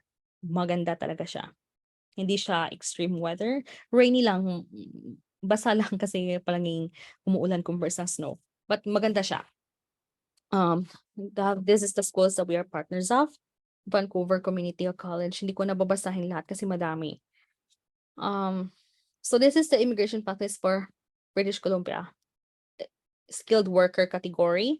a healthcare, international graduate, international postgraduate, and entry-level and semi-skilled worker. Ito yung mga nagni-need ng job offer sa skills immigration stream. However, kung meron kayong express entry, you don't have to have a job offer. If mapili kayo and you belong to these 4 categories here, hindi kasali si entry-level and semi-skilled, pwede kayo through the express entry ni BC. We have entrepreneur stream and also the tech pathways for our IT people, tech people. Yan yun siya. Now let's go to Ontario. Beautiful city of Toronto here. Ano ang ganda niya. Ontario is the most ng mga estudyante pinupuntahan ng mga international students all over the world. Andito lang most of the colleges, most of the schools. Maganda siya na city, I would say. Maganda talaga siya. Maganda na lang lahat ng term na ginagamit ko, no? Anyway, so we have Ontario Immigrant Nominee Program. The disadvantage for living in Ontario, especially in the Greater Toronto area, is higher cost of living. Mataas talaga yung rent ng apartment nila. It could be from 1,400 to 2,500. Ito yung range ng rent nila. Maybe lower than this, lower than 1,400, but I'm not sure. Sa 2-bedroom apartment to siya, hindi yung bachelors lang. So, ang magandang advantage sa Ontario talaga, lots of program options, maraming program. And also the intakes, hindi siya limited compared to other provinces na they only have full intakes and it's just every year, right? So, ito siya merong winter, merong spring intake, which is kung ayaw mo nang matagal, you go proceed to the earliest intake available. Minimum salary is $15.50. So, coverage for provincial health card for all family members. I have told before na magantay daw ng 3 months, but nasa website nakalagay is no waiting time. Might be because of the COVID, I am not sure. Kasi nung pumunta ako dito, na siya, no waiting time na nakalagay. So there are lots of colleges in Ontario mapipilian. Ito yung reason na maraming pumupunta din ng mga international student dito. Maraming options for tuition fees, mako-compare mo siya na mas mababa, mas pinili ng iba yung mga walang Ielts na required, walang English test na required, only the medium of instruction meron. Yes, Climate Incentive Acts, and ito siya is closer to the cities. If you are living in Hamilton, andito yung Mohawk College, you're just an hour away to Toronto, and more than an hour sa Niagara. So maganda. You can travel anywhere, accessible yung place mong puntahan. So these are, I know you guys heard of the famous Centennial, Fanshawe, Seneca, Humber, Sheridan, mga ganito Niagara colleges. Salt College, Mohawk, ito yung mga famous colleges sa Ontario. And we have our universities. Yan yun siya. And this is what was posted on the website. So there are 2 ways individuals may qualify and apply to the OINP. It's either you create a profile in your Canada's Express Entry, tapos kung mataas score mo, ibubunutin kayo, makakasali kayo dito. They always have the French-speaking skilled worker stream. Malapit lang kasi tayo sa Quebec, especially dun sa Ottawa na banda. Submit an expression of interest to the OINP. Ito siya kung meron kang job offer, foreign worker stream ka belong, international student stream, kung nag-aaral ka dito and eventually you get a job offer, dito ka mabibilong. In-demand skills stream, siya, entrepreneur, hindi natin siya. Usually hindi tayo dito kasi sobrang mahal ng requirements for this one. And if you get master's and PhD graduate streams, yan yun siya. Okay. And I have heard, nagreklamo yung mga sa federal pathways sa Ontario kasi federal daw is naglilimit ng mga people or mga immigrants na pupunta sa Ontario to apply for a job. Kinukuhanan sila. So they are planning to have a separate na PR pathways talaga na si Ontario magde-decide, hindi si federal. Federal is yung si overall, si Canada. So yan yun siya. Now, Atlantic provinces, ginaganito ko na lang siya kasi it's basically the same. What we have in the Atlantic Immigration Program, we have New Brunswick, Prince Edward Island, Nova Scotia, Newfoundland, and Labrador. So they Aside from the Atlantic Immigration Program, they also have what they call provincial immigration pathways. It's either under express entry, occupation in demand, or with a job offer. So, maraming naging immigrant nakapunta dito through this Atlantic Immigration Program, especially those who are in the food industry, hospitality industry. Ito yung pathways. And I have na marami akong nakachat na nagsasabing they are nurses from abroad, pero pag job offer nila dito is pang PSW, personal support worker or continuing care assistant, nakapasok through this pathway. So, ito yun. Medium cost of living, I would say. Cheaper tuition fees. Ito yung maraming hinahabol ng mga international student, especially in New Brunswick Community College. Ang dami nag-aabang nito, and you know what, the waiting time for this is 2 to 3 months, and nakaka-disappoint kasi minsan nag-apply ka ng early, pero meron pa palang mas early sa'yo. And after 3 months of waiting, nasa waitlist ka na. And the next intake, I think, is 2024 na. Imagine how ano sila, ka-demand. 2024. That would be 2 years from now. And ganun na sila ka-advance na nag-o-open ng mga seats. 2-bedroom apartment ranges $600 and to $1,500. So, meron some cities na yung pinakamahal, considered talaga yung nasa pinaka-main city area katabi ng school. Minimum salary, $12.75. This is in New Brunswick. Up to $13.20. So, nasa kanila, dito nag-range yung sahod nila minimum salary.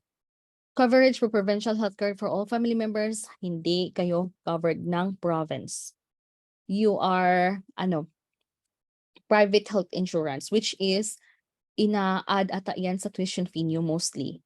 Binabayaran nyo yan siya. Nag-a-advise sa school, meron kasi silang partners na mga health insurance din kung anong kukunin nyo. And doon din yung makakover si dependent. So ito lang yung parang disadvantage dito. So we have Polytechnic, University and Rural Colleges. Andito yung mga partners natin. College of the North Atlantic, multiple campuses, Holland College, New Brunswick, Nova Scotia, and of course our universities right here. Andito siya. So this, what I share here is the Atlantic Immigration Program for skilled workers. Atlantic High Skilled Program. Ito yung mga NOC na belong sa No A and B. Ito yung mga supervisory positions, need ng mga profession na nasa mga license or trades. Atlantic Intermediate Skilled Program, yung mga nasa NOC level, obtain either overseas or within Canada. And of course, for our international student graduates, we have the Atlantic International Graduate Program for international students with diploma or other related credentials from a public educational institution in Atlantic Canada. So yun siya. They just changed it lately. Merong mga Ontario na galing sa ibang provinces na lumilipat ng Nova Scotia or Atlantic provinces for the sake of their PR. And it was disappointing kasi one day nilang kulang ng estudyante para mag-apply sa pathway na international, meron na siyang job offer. Na-cancel siya kasi nag-change yung gusto nila i-priority yung mga nag-aaral talaga sa province nila compare sa yung galing student na nag-aaral sa ibang provinces. So yun siya. Yung overall ng province. So mag-resume na naman, nawala yung screen ko. Let me just share my screen again here. Okay, so for you guys to be motivated, ma-encourage kayo to move, I'm just gonna show you a picture. So this is what you will see when you come here in Canada. It's beautiful, isn't it? Ito sa Niagara.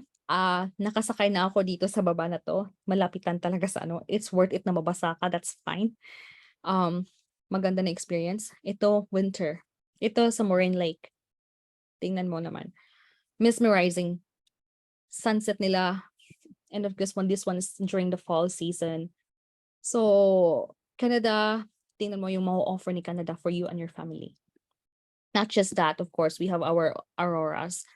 You can sometimes see it like in Iceland, Norway. Ito makikita mo siya dito, especially in those prairie areas, Alberta, Saskatchewan, and Manitoba. Palagi ito siyang bumibisita. Ito yung mga activity ng mga students na pumunta dito. Mga aurora hunters. Beautiful city of Toronto. During the springtime sa BC, Marami siya, parang siyang Japan actually, kapag sa springtime. And of course, the beautiful city of Victoria. You have to visit it, the Victoria Garden, Victoria Island. Maganda talaga. And of course, the sunset. So now, imagine you guys, for your family, you will be here, plus na yung benefits. Maganda talaga yung kasama kayo pupunta dito. And this is just not for you, but also for your next generation, di ba? So to contact for us to discuss, we have our email address. Take note of this: info@wisestudyconsultancy.com. A phone number through WhatsApp, 306-315-2818. You have to message us first before you will call. Kasi time difference natin, minsan umaga sa inyo, gabi sa amin, or madaling araw, and natutulog kami. So, sino ba naman gustong ma-disturb, right? Sa pagtutulog. And of course, our Facebook page, Wise Study Consultancy. Our website is still under construction. So, ito yung ginagawa namin.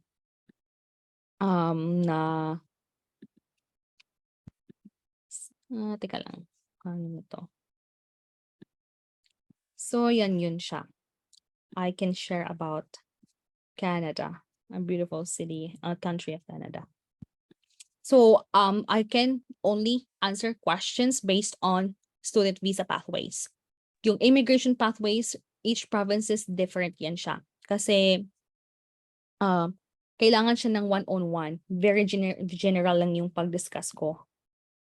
Kaya meron pa kaming, if you guys will join us as a member of the community, we will have a discussion of different immigration pathways, Zoom sessions, like almost every week. Ganun yung mangyayari. Do you guys have questions at all? Mga katanungan?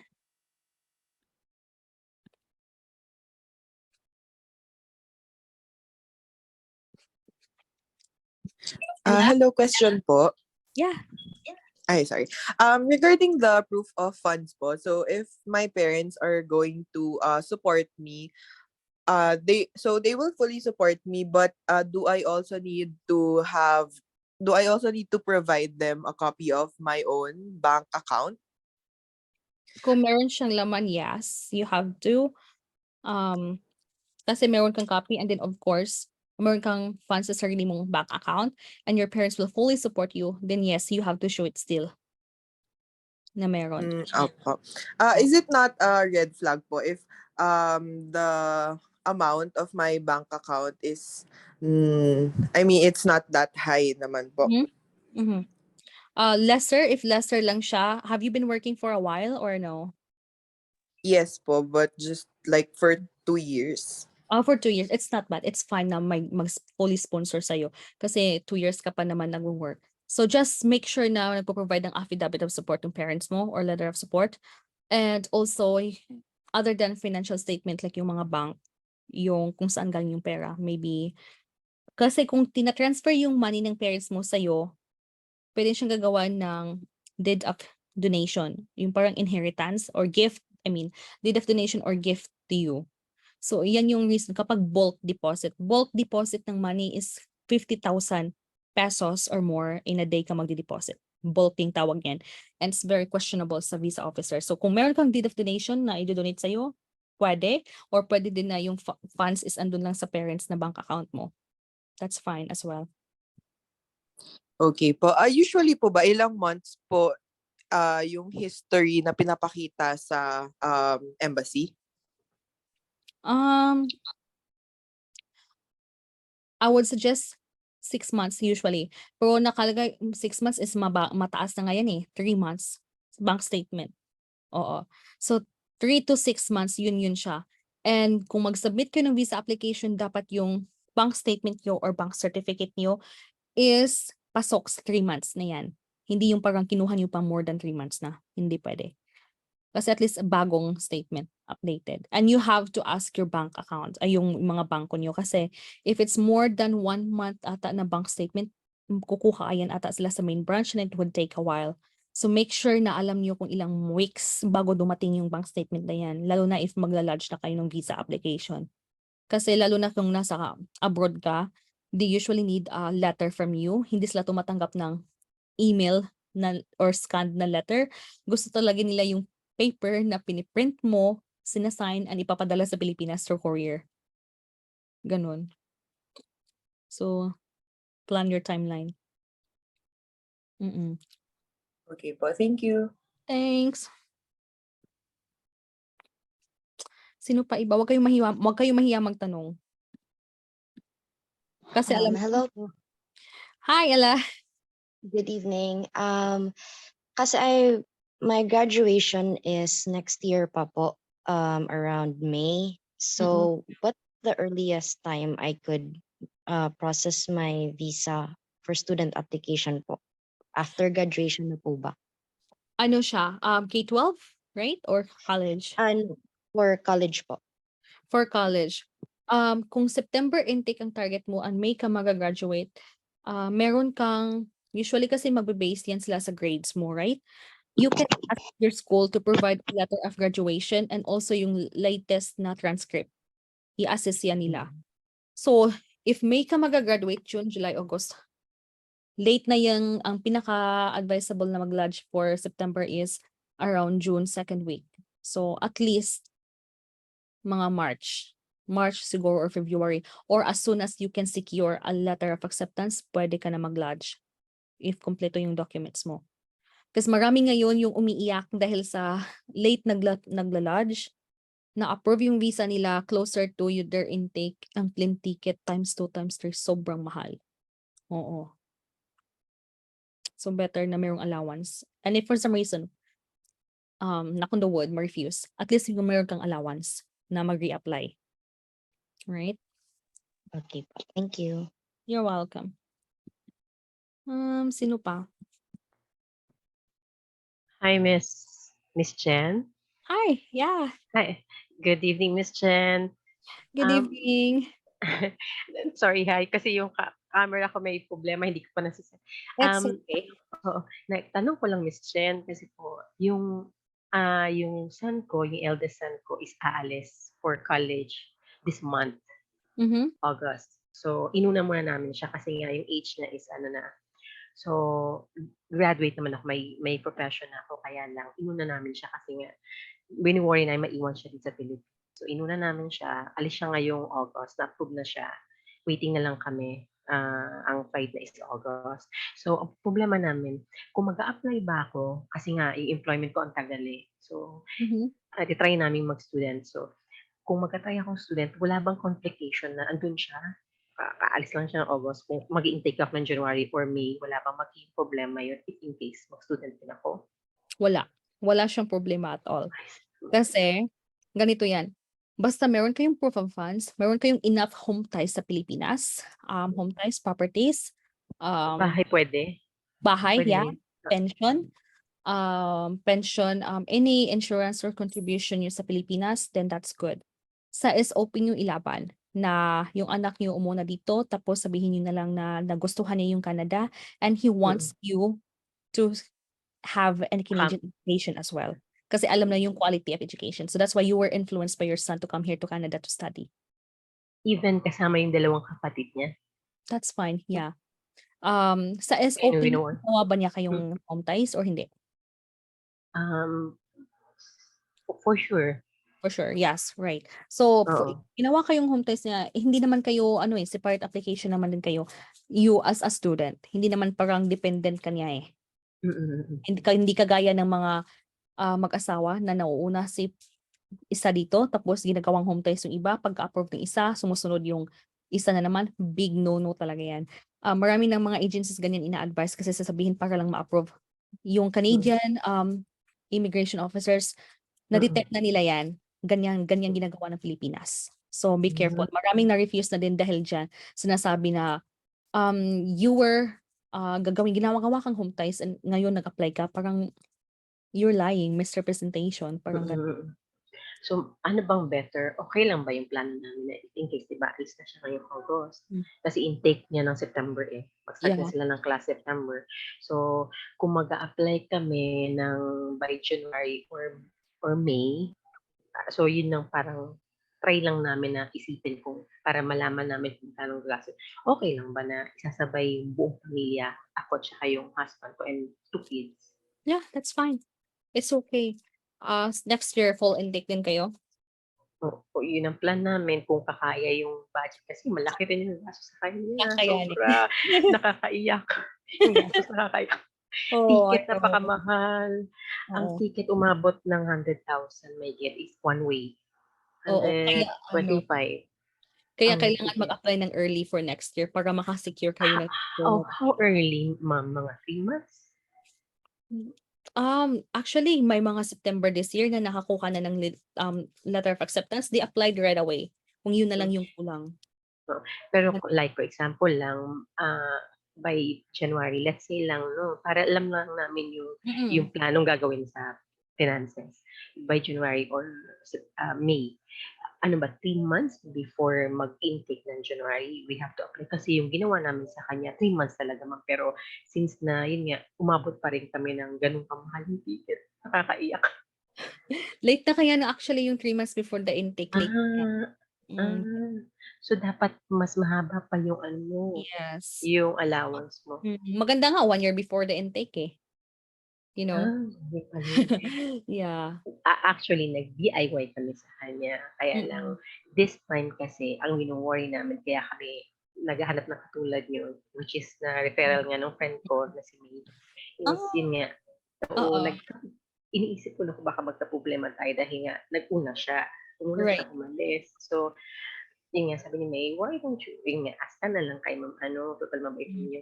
Yung pagkita ko na kung nung ano ka, sabi ko, mabuti na lang mabait yun na makakausap natin. Yeah. And, bali, yung tanong ko pa pala, ma'am, na isa, no, yung, if ever pa na, yung sa visa, di ba, may 150, that is for the school or the visa? Yung binabayaran? Yung 150 is for the visa application. 150 Canadian.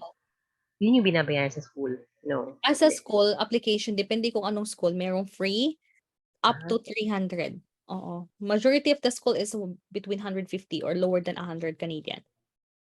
Yung Kasi may binayaran kaming 150, ay visa ata yun, or medyo na-confuse ako.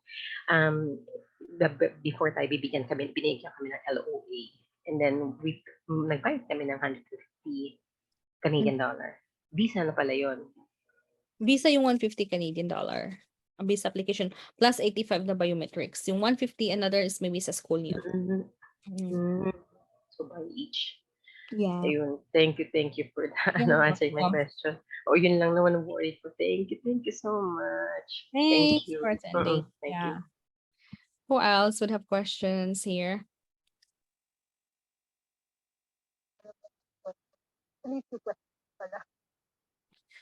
Teka lang. Ay, Willa Jane?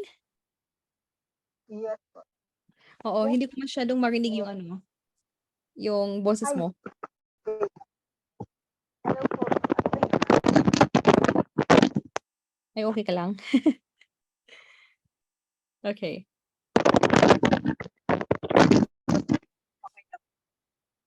Audible na. Yan. Sige, try mo. Parang marinig ko. Ang first question po, may plan po talaga kami. Kaya ako na ang target ko is Saskatchewan kasi dun din talaga dream namin mag-set in the future with the family. My question, ma'am, may laban po kaya kasi business diploma ako and experience as office administration. Maganda kaya po yung plan ko. Gusto ko doon talaga set ng family sa Saskatchewan. Hindi ko masyadong narinig yung boses mo that I have an idea. Ma'am, okay po. Mag-cellphone Ayan. na lang ako naman. Yes, mas maganda yan. Mas narinig ko yan. So, you were Mas okay po. mag-Saskatoon ka and you want to take the business diploma programs pero wala sa Saskatoon, right? Yes po. I think I remember you. Business programs, diploma programs is only in Moose Jaw and Prince Albert. So, since pandemic, ina-allowed yung online. Pero ngayon, back to normal, face to face. So, kailangan na magpunta talaga sa school kasi if you have been, hindi pwedeng online, more than 60% sa studies. Otherwise, hindi kayo eligible for PGWP. May question, ma'am, is My question, ma'am, is if I'm going to take business diploma and my experience is office administration because I'm working as administrative officer sa Philippines. If my target is to eventually mag-apply na rin ng provincial nomination sa Saskatchewan, may chance po ba ako Yeah, meron. if I'm going to take business diploma? Yes. Kasi po, my second question is ganito po. Since mauuna po ako, hindi ko po gagamitin as home times. Medyo lag ka. Oo, mahina ata yung internet mo.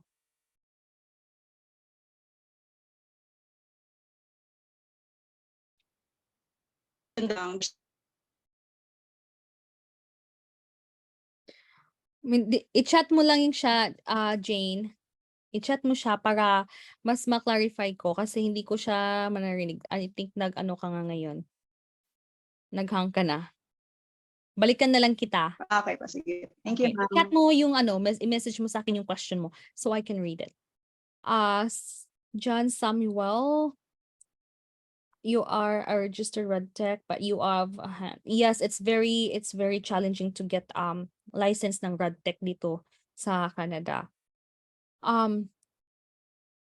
My only advice for you is to come here as a student. Merong program sa Alberta, wala sa Saskatchewan, combined laboratory and RadTech. Meron kasi lang combined lab and X-ray and laboratory na program. So hindi siya available sa Saskatchewan though, which is bad kasi maganda tong na program and very in demand. Maraming nangangailangan ng program na to. It's a 2-year program diploma sa study sa Alberta. Nakita ko siya.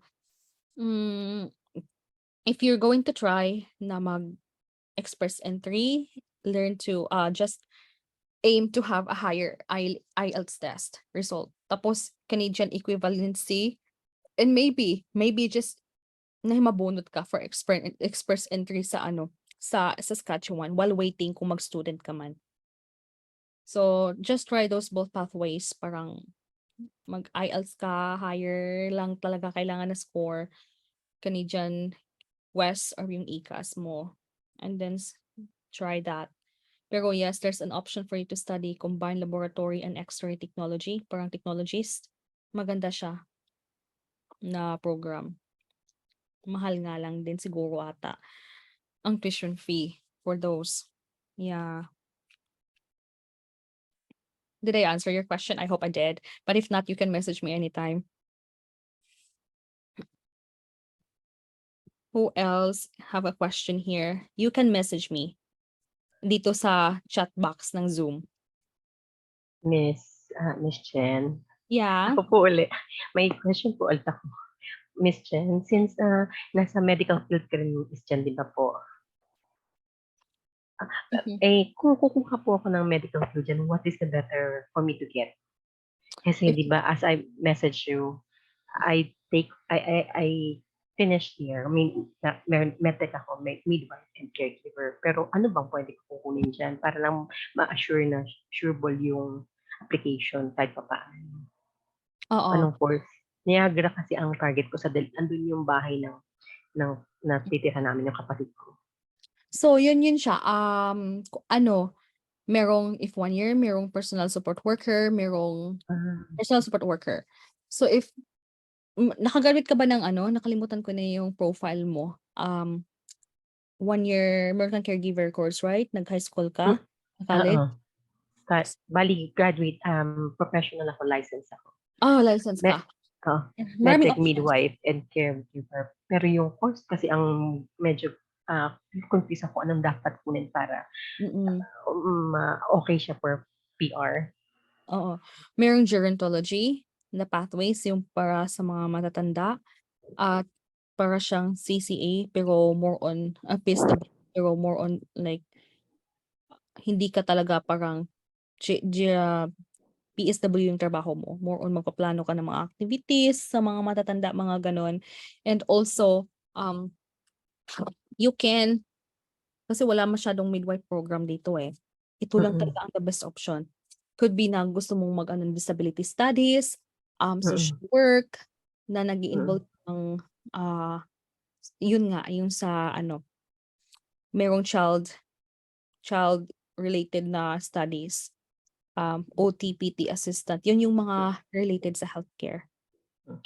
Tama ba pagkakaintindi ko, Ma'am Jen? Kasi sa website, di ba, dapat yung natapos ko, like medtech, or midwife or the caregiver, align dun sa kukunin kong course.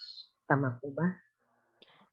It doesn't have to be aligned. If feel mo talaga Ah, sabay mong program mo, the only mm, reason na dapat siya align is parang ma-define mo siya if upgrade yung mhm, kukunin mo. However, kung magsa-switch ka ng career, switch ka ng program, mm.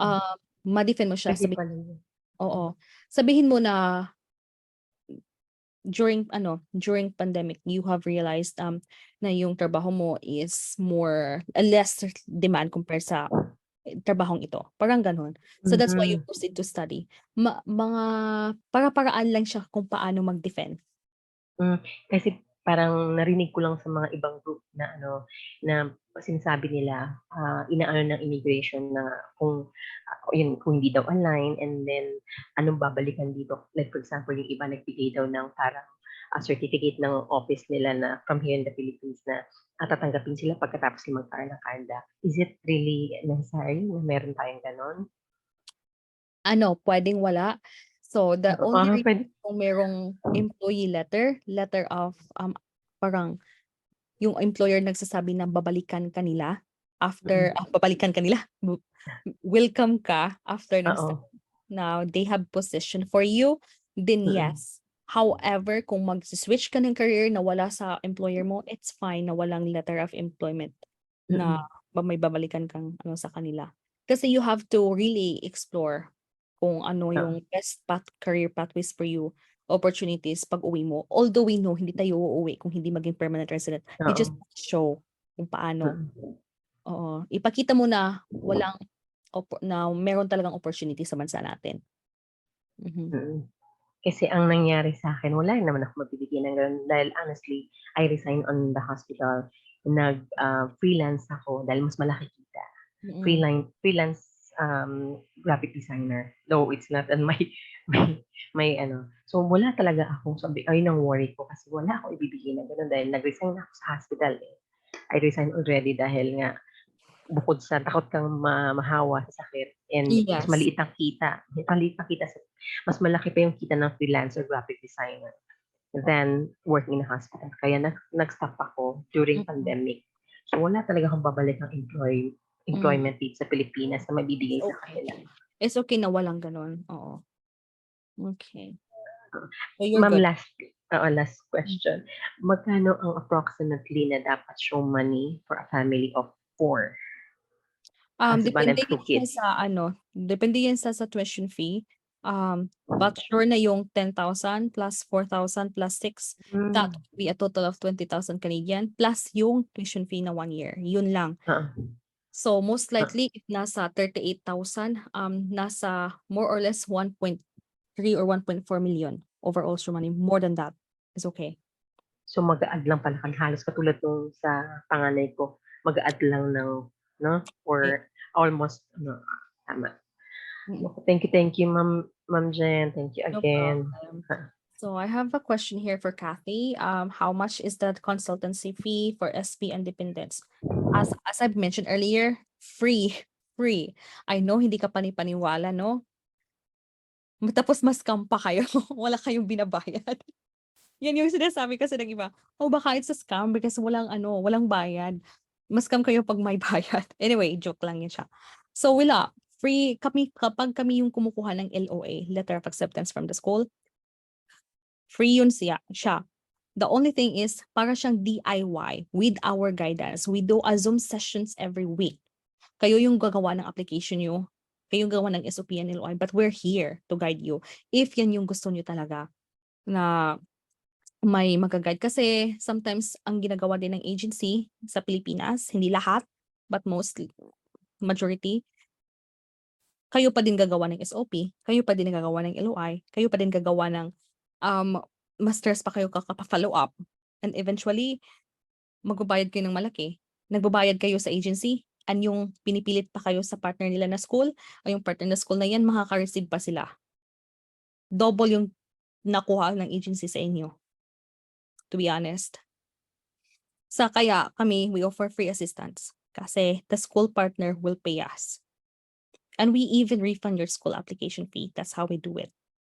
'Di ba? Parang gratitude. Ganito yung ginagawa namin. Kasi I know, estudyante din ako eh. Alam ko yung mga expenses, mga plane tickets and anything. Meron pang mga hidden fees pagdating sa Canada, bills, insurance left and right. 'Di ba? So, yeah, it's free. And you will even get a referral fee kung nagre-refer kayo ng friends niyo sa amin. Kapag na-approve sila, 30 to 45 days after their class, makakatanggap pa kayo ng referral fees. And that's how we make our community bigger. So imagine na meron tayong group and ngayon August 13, 2022, nag-Zoom session pa tayo. August 13, 2023, nag-update na kayo na, papunta na kami ng Canada, palipad na kami. Meron na kaming mga plane ticket. 'Di ba? Madali lang ang panahon. Madali lang panahon. And you guys will be the one in here na kayo na naman mag-guide sa mga incoming students. Ganito sa agency na to kasi maganda, gina-guide kami. So, yan yung vision ko sa grupo na to. Not just sa incoming mga clients namin. Kasi pagdating nyo sa Canada, most agencies sa Pilipinas, hindi nila naranasan paano maging estudyante. After nung ma-approve, goodbye. Kami dito, we will guide you when you get your PGWP. Mag-apply kayo. Very easy, very simple yung iba pagdating dito nagbabayad pa ng 1,000 Canadian to apply for PGWP. Parang ang gagastos ka pa ng mahal when you can have I know you guys have joined a lot of groups. Pero iba yung naging parang close kayo, yung bonding nyo na parang naranasan nyo talaga lahat as a group, di ba? So, yan yun siya, PGWP. And in that group na ginagawa ko, nagpo-post ako ng mga immigration pathways na pwede nyong applyan. Oo. I have shared a lot of immigration na mga incoming immigration pathways before sa ibang page, pero kinikick out ako kasi nag-share ako. Meron kasi parang nagti-thank you sa akin, nagpa-assist sa amin, kinick out ako ng grupo. It's very familiar group, so that's why. Yan yun siya. So yeah, yan yung vision ko. Kaya free. Hello ma'am, ano po best kung gusto po sana sa Ontario po, ma'am? Ano pong program po dapat sa akin po? Hi BCL, send us an email. Ano ba yung background mo ngayon?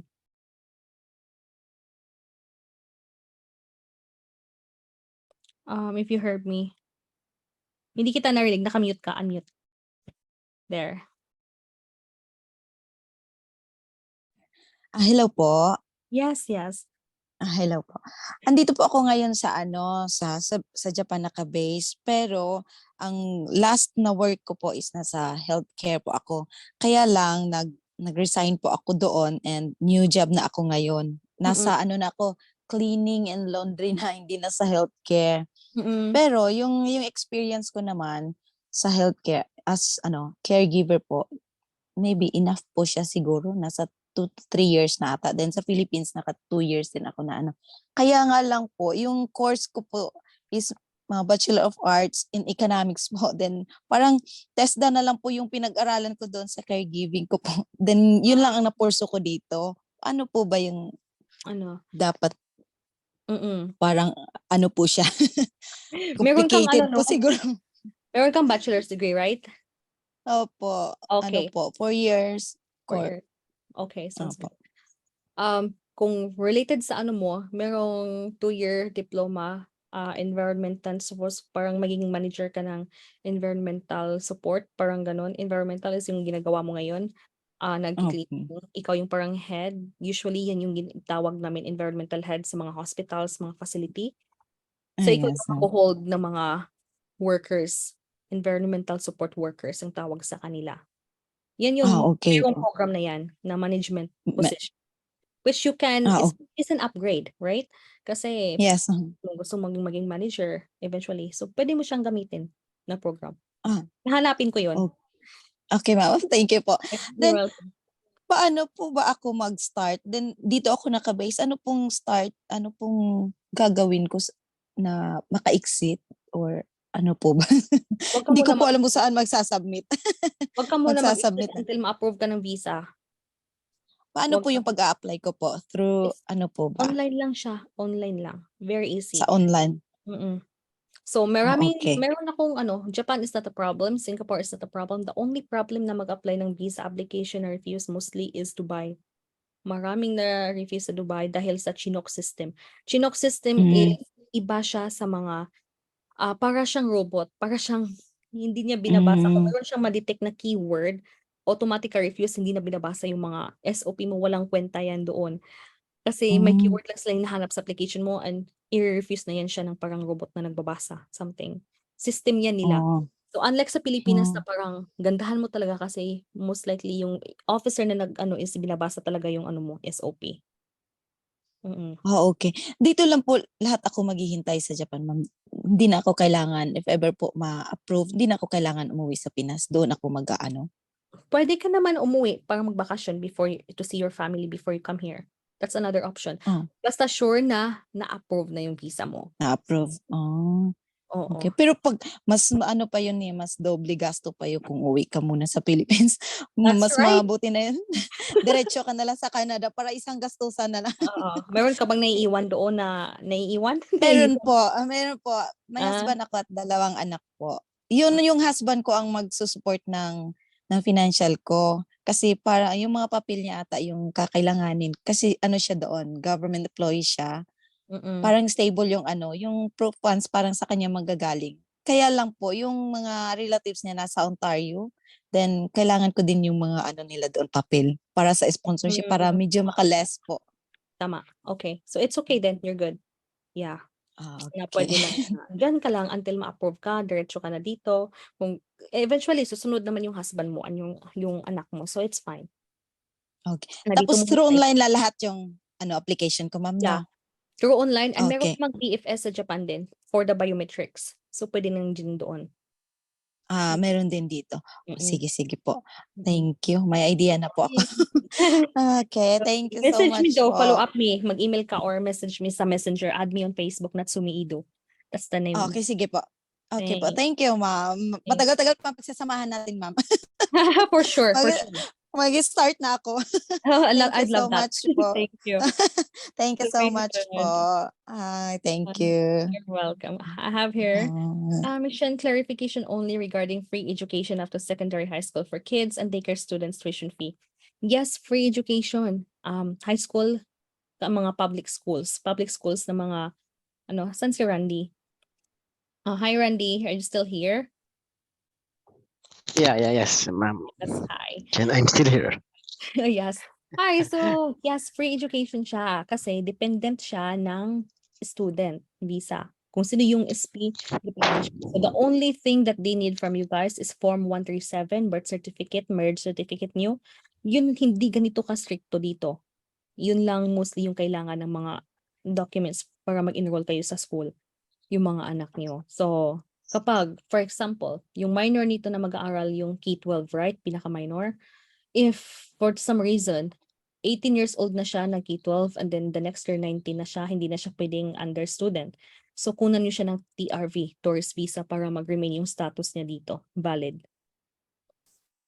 Kasi kung mag-aaral siya ng college, he has to pay na kagaya ng binayad ni SP na tuition fee.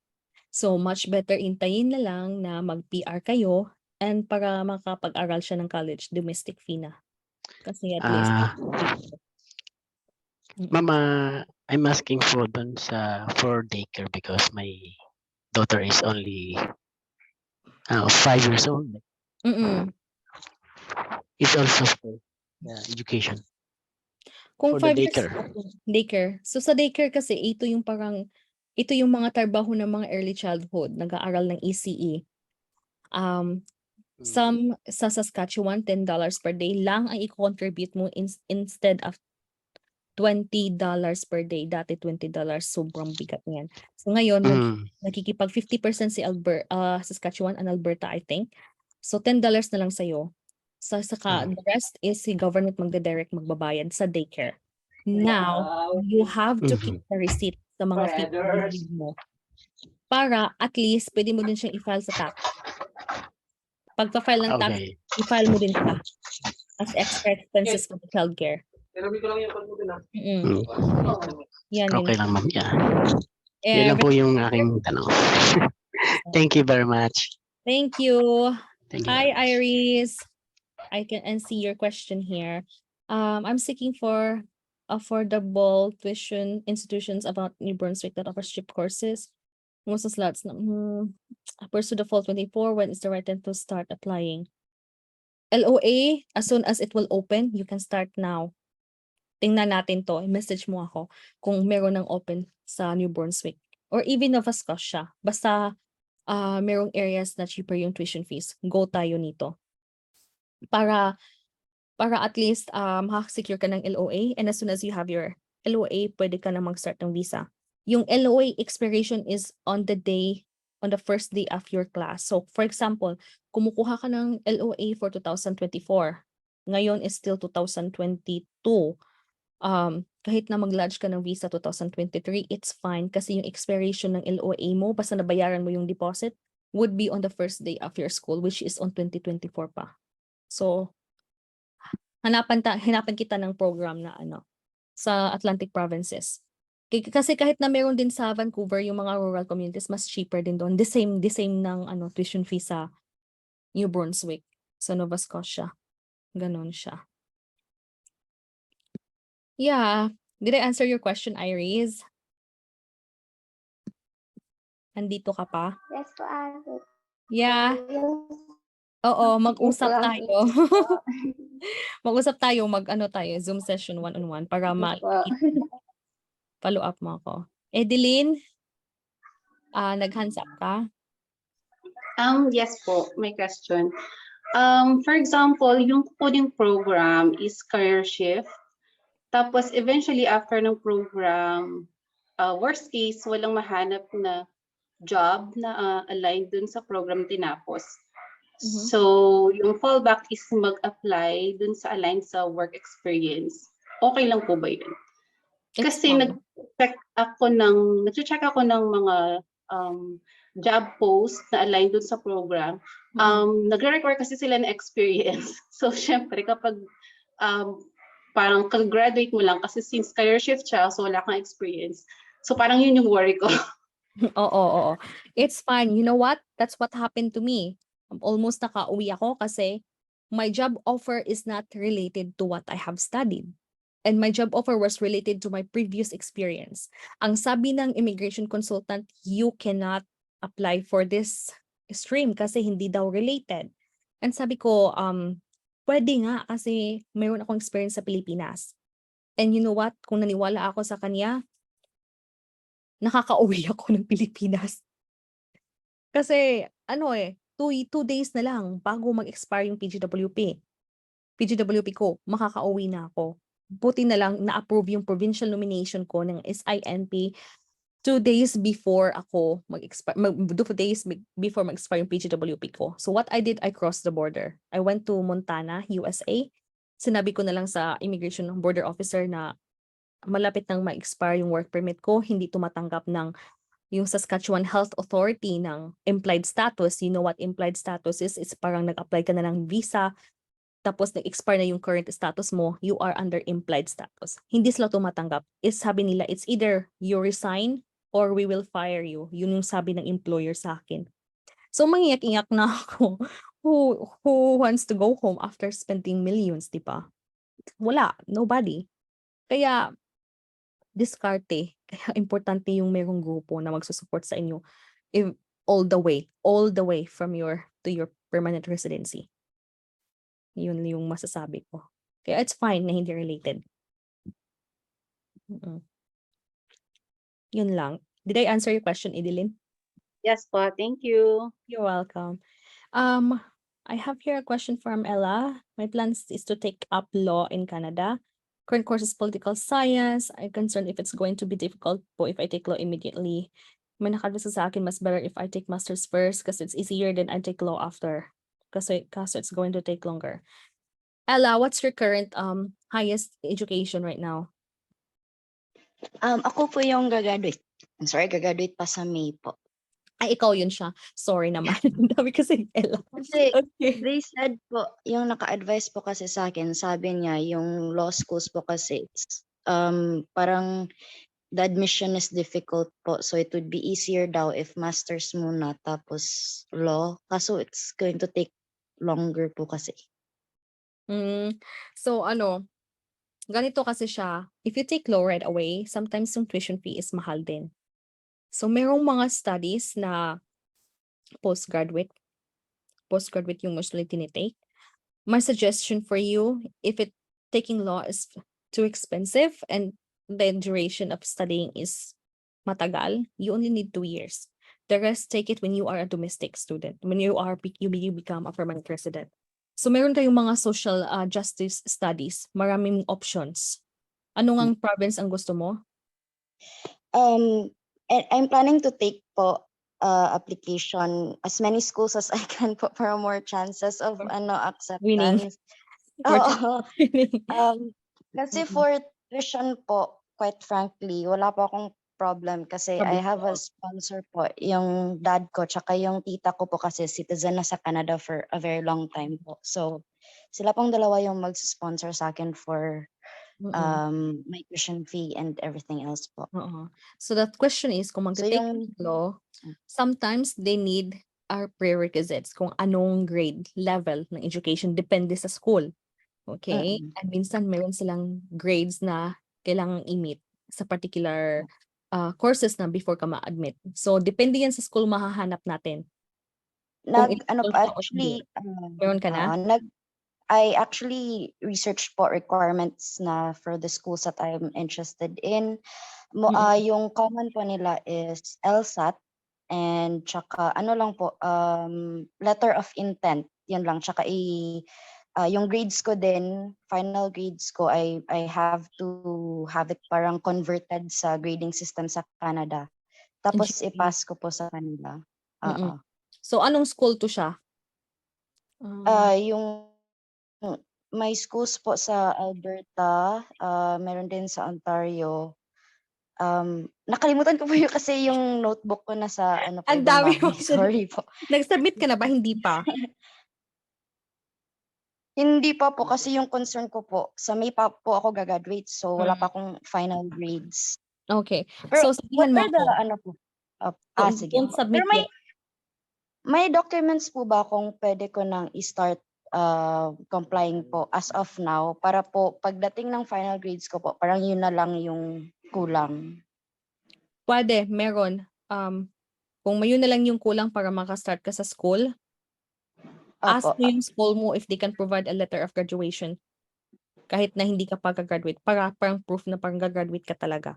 Ask them if they can provide that. And also kung ano yung, for example, May ka. So ang latest transcript niyan most likely is the one from June. June na ba ang pasukan dyan? August po. Bali po yung late August to na September? yung latest na grade na makukuha ko is this December po. Parang first semester of my final year. So get that one. So first semester final sa December bago siya mag-ano. So yan yung kukunin mo. For now wala kasi pa ngayon, August. So you still have how many months pa? So by January pa most likely makakuha niyan. Don't create an account sa school yet if you want us to assist you kasi kapag nag-create kayo ng account sa school, most likely hindi na kami i-consider as representative. Because meaning, parang hindi na kami yung nag-o-offer sa kanila or nag-intay sa inyo na parang doon sa school na yon. So don't create account yet, okay? Reach out to us. Nag-message ka na ba sa akin sa personal account?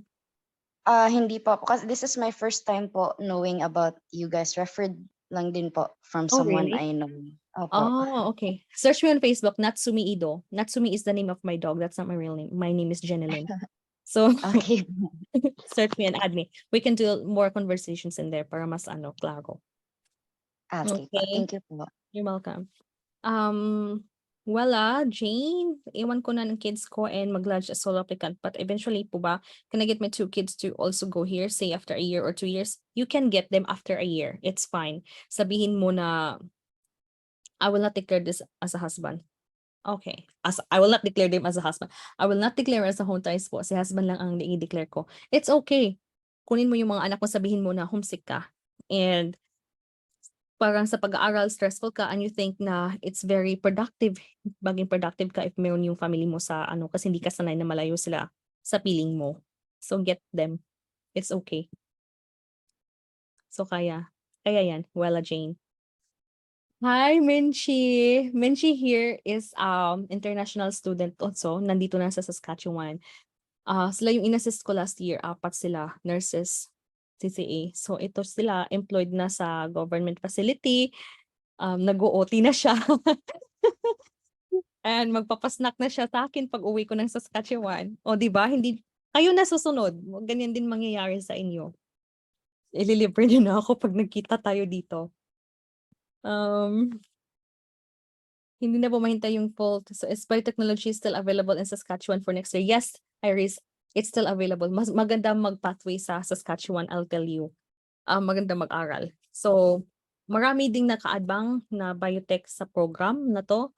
Mostly medical technologists, mga medtech, and yung nasa mga pharmacy, nag-aabang din sa ng biotech and chemical technology. So, abangan natin. Chat tayo about this. At andun kami sa Saskatchewan, kaya maganda na din. If September 2023 intake, when po dapat mag-apply for LOA? So some schools are already open, some schools are not. As far as I know, Bow Valley College open na siya noong August 2 for fall 2023. Saskatchewan Polytechnic, October. No dates yet, but since partner kami, ipapaalam nila sa amin kung kailan. Kaya marami nang nakaabang ang nag-submit sa amin ng LOA submission form para na ma-create na namin yung account nila. As in, you won't believe how much, like how many of you guys are really waiting to secure an LOA sa mga schools ngayon. Ang daming kakompetensya. Next would be Vanessa. What CUNY college offers the lowest tuition fee with high chance of employment after school in Alberta for IT? Bow Valley College, lowest tuition fee for in the city, nasa Calgary. If you really want to go to the rural areas, maybe Medicine Hat College, Red Deer Polytechnic. Those are the Lethbridge College. Yun siya.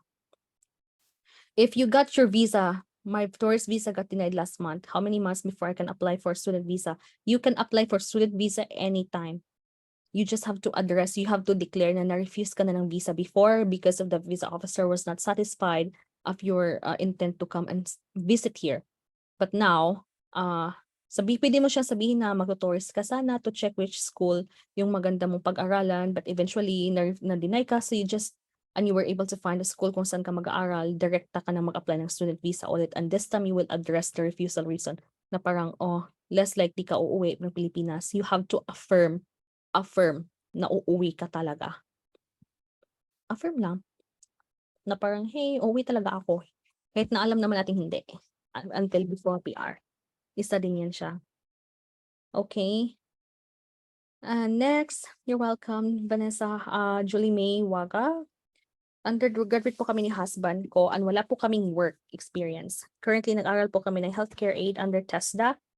But December po yung graduation namin. May chance po ba na makapasok ako for a student visa at Bow Valley sa Alberta and open work permit si husband? Okay. So, anong year, Julie? Ilang years ka sa college? Kasi sabi mo undergraduate. Umabot ba ng second year at least? College? Are you still here, Julie May? Ito ba siya? Hindi ko makita. Ay. Well, hi! Hanggang 4th year po ako as medtech po. Oh, it's fine. You should be good sa Bow Valley College kasi ang Bow Valley, ang kailangan kasi natin since old curriculum high school tayo mostly, hindi tayo K-12 kagaya ng na-apply before. At least second year college, yan yung kailangan para mag-equivalent sa K-12 dito. So pasok ka sa mag-study sa Bow Valley. And kahit na may meron kang family dito and relatives, Hindi lang ikaw yung nag-a-apply na na strong yung ties sa Canada. Marami na sila na lang naiwan sa Pilipinas and eventually yung family nila lahat andito na sa Canada. They were able to defend it. You just have to make sure meron kang home ties, meron kang parang malalaban mo na uuwi ka talaga. Kasi mahirap din if you have to dual intent. Mahirap mag-dual intent. You have to make sure na malakas talaga yung home ties mo sa Pilipinas. Dual intent anyone is kung mag-apply ka ng visa, student visa, pwede mo sabihin na if you have opportunities to apply, stay here in Canada permanently, then you will stay. If not, kung wala, uuwi ka. Very important. Pero mas maganda na talang isa lang yung intention mo na parang uuwi ka sa Pilipinas after. Yun lang. Oo. Okay po. Thank you po. You're welcome. Message me sa ano ko ha, mag-inquire kayo para ma-continue yung ano niyo. Nag-message Ay, ka na. nakapag-message na po si Mama. Yung si Berwella po. Okay. Can't ko remember. Nag-message din siya kay Mama mo. Okay, sounds good. Ikaw yun. Oo, sige. Okay, Sige. thank you. Thanks. Okay. Yung mom mo yung citizen na yung ano, akala ko yung mom mo and brother yung citizen na, yung husband mo pala, yung mom ng husband mo. Oo. Yung mother-in-law and brother-in-law ko. Okay. You're good. Okay. And yeah, I can schedule you for a session or mag-chat message mo ako sa Facebook ko. Okay. Thank Thank you. We have here, Janet, yung PGWP po ba automatic sa mga graduated student or depende po sa mga school if mayroong offer?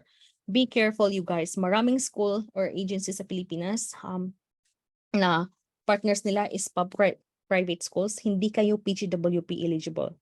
Meron akong nakakilala, umiyak siya kasi 2 years of studying, paying the same tuition fees. Eventually, nag-apply ng PGWP na refuse. Kasi private school. So, ang ending, uuwi siya ng Pilipinas. Imagine you guys, milyones na gasto, tapos makakauwi ka lang. Dapat talaga, you have the initiative to do your own search, hindi lang mag-ano sa agency. You have to be self-reliant pagdating nyo dito. Kasi you are on your own. You are starting na ano. Kapag andito ka sa Pilipinas, sa Canada, hindi pwedeng lahat na lang kada kilos ng information you need. You have to ask somebody. You have to do it on your own too. So kung siya nag-research sana siya, malalaman niya at earliest time na private school pala yung inaralan niya. Diba? So yan din yung ano, hindi eligible ang private school for PGWP. So be careful. Hi, Joseph. I think I remember you. You don't have the profile picture on your Facebook. Mas madali po daw parang makapag-license sa Canada if dyan ako mag-masters tapos dyan na rin ako mag-internship kaysa habulin ko pa yung license ko dito sa Pinas. Tapos di rin naman magagamit pagdating sa Canada. Mag-masters lang ako sa Canada tapos dyan ko kukunin license ko. Taba mo pa or supposed sa grades ng master. Hi. So, I forgot again, ano yung background mo? Joseph Roy. Actually, miracle lang po ako. Di pa ata ako nakapag-message sa inyo. Hindi pa? Okay. Okay. So, ano yung background mo? Graduate ko lang po kasi ng architecture. Tapos, 2 years yung internship dito sa Pinas. So, sayang naman kung habulin ko pa yun dito. Tapos, ang goal ko naman is mag-work abroad. So, yun na lang yung gagawin ko. Yeah. Study ka lang dito. Kasi that's right. What's the point? Sayang yung oras. This time, sayang yung oras, hindi yung money yung sayang, yung oras. And you will gain Canadian experience. You will gain, makakapag-set ka ng career mo at earliest time possible kasi andito ka na, mag-start ka. Maraming program for architecture, you said, right? Yes po. Merong mga master's program, postgraduate certificate, or if 2 years, postgraduate diploma for architectural. Meron ngang advanced degree, fast track na architectural technology. Recently, meron na approved na estudyante dyan. Bachelor of Arts, something related yung program niya. Nag-apply siya ng architectural technology, advanced career, fast track. So instead na 3 years, naging 2 years. Meron ding mga master's degree. And if you want to specialize, you guys, ito din sinasabi ko na sabihin mo mang downgrade, but you know what? Specializations siya sa field na yon. Pwede mo din siyang ma-defend. For example, may mga engineers, civil engineers nag-get ng construction management na diploma. It's fine kasi parang gusto mo sa field na yan. Meron ding iba nag-upgrade which is project management kung gusto mong maging supervisor, manager. You can get that one. Pwede mo din yan on Joseph. Kung upgrade ka ng career, position, gusto mo yan. Mga project management, anything. Or master's degree. Hanapan kita ng program. Message me on para Strict ba sila sa ma'am, sa grade requirements? Mostly for engineers, mga related program, mayroong mga grades ng math na kailangang i-meet ng math, which shouldn't be easy, which shouldn't be hard kasi meron tayong, if architecture ka na, marami ka ng math na encounter, right? Oo. So, shouldn't be hard. Tapos, most likely yung grades na kailangan nila is parang 50%, 60% admission, depende sa school, yung qualification. Okay. So, mababa yung nila dito compare sa atin Pilipinas, 75% passing. Yeah. Okay. You're welcome.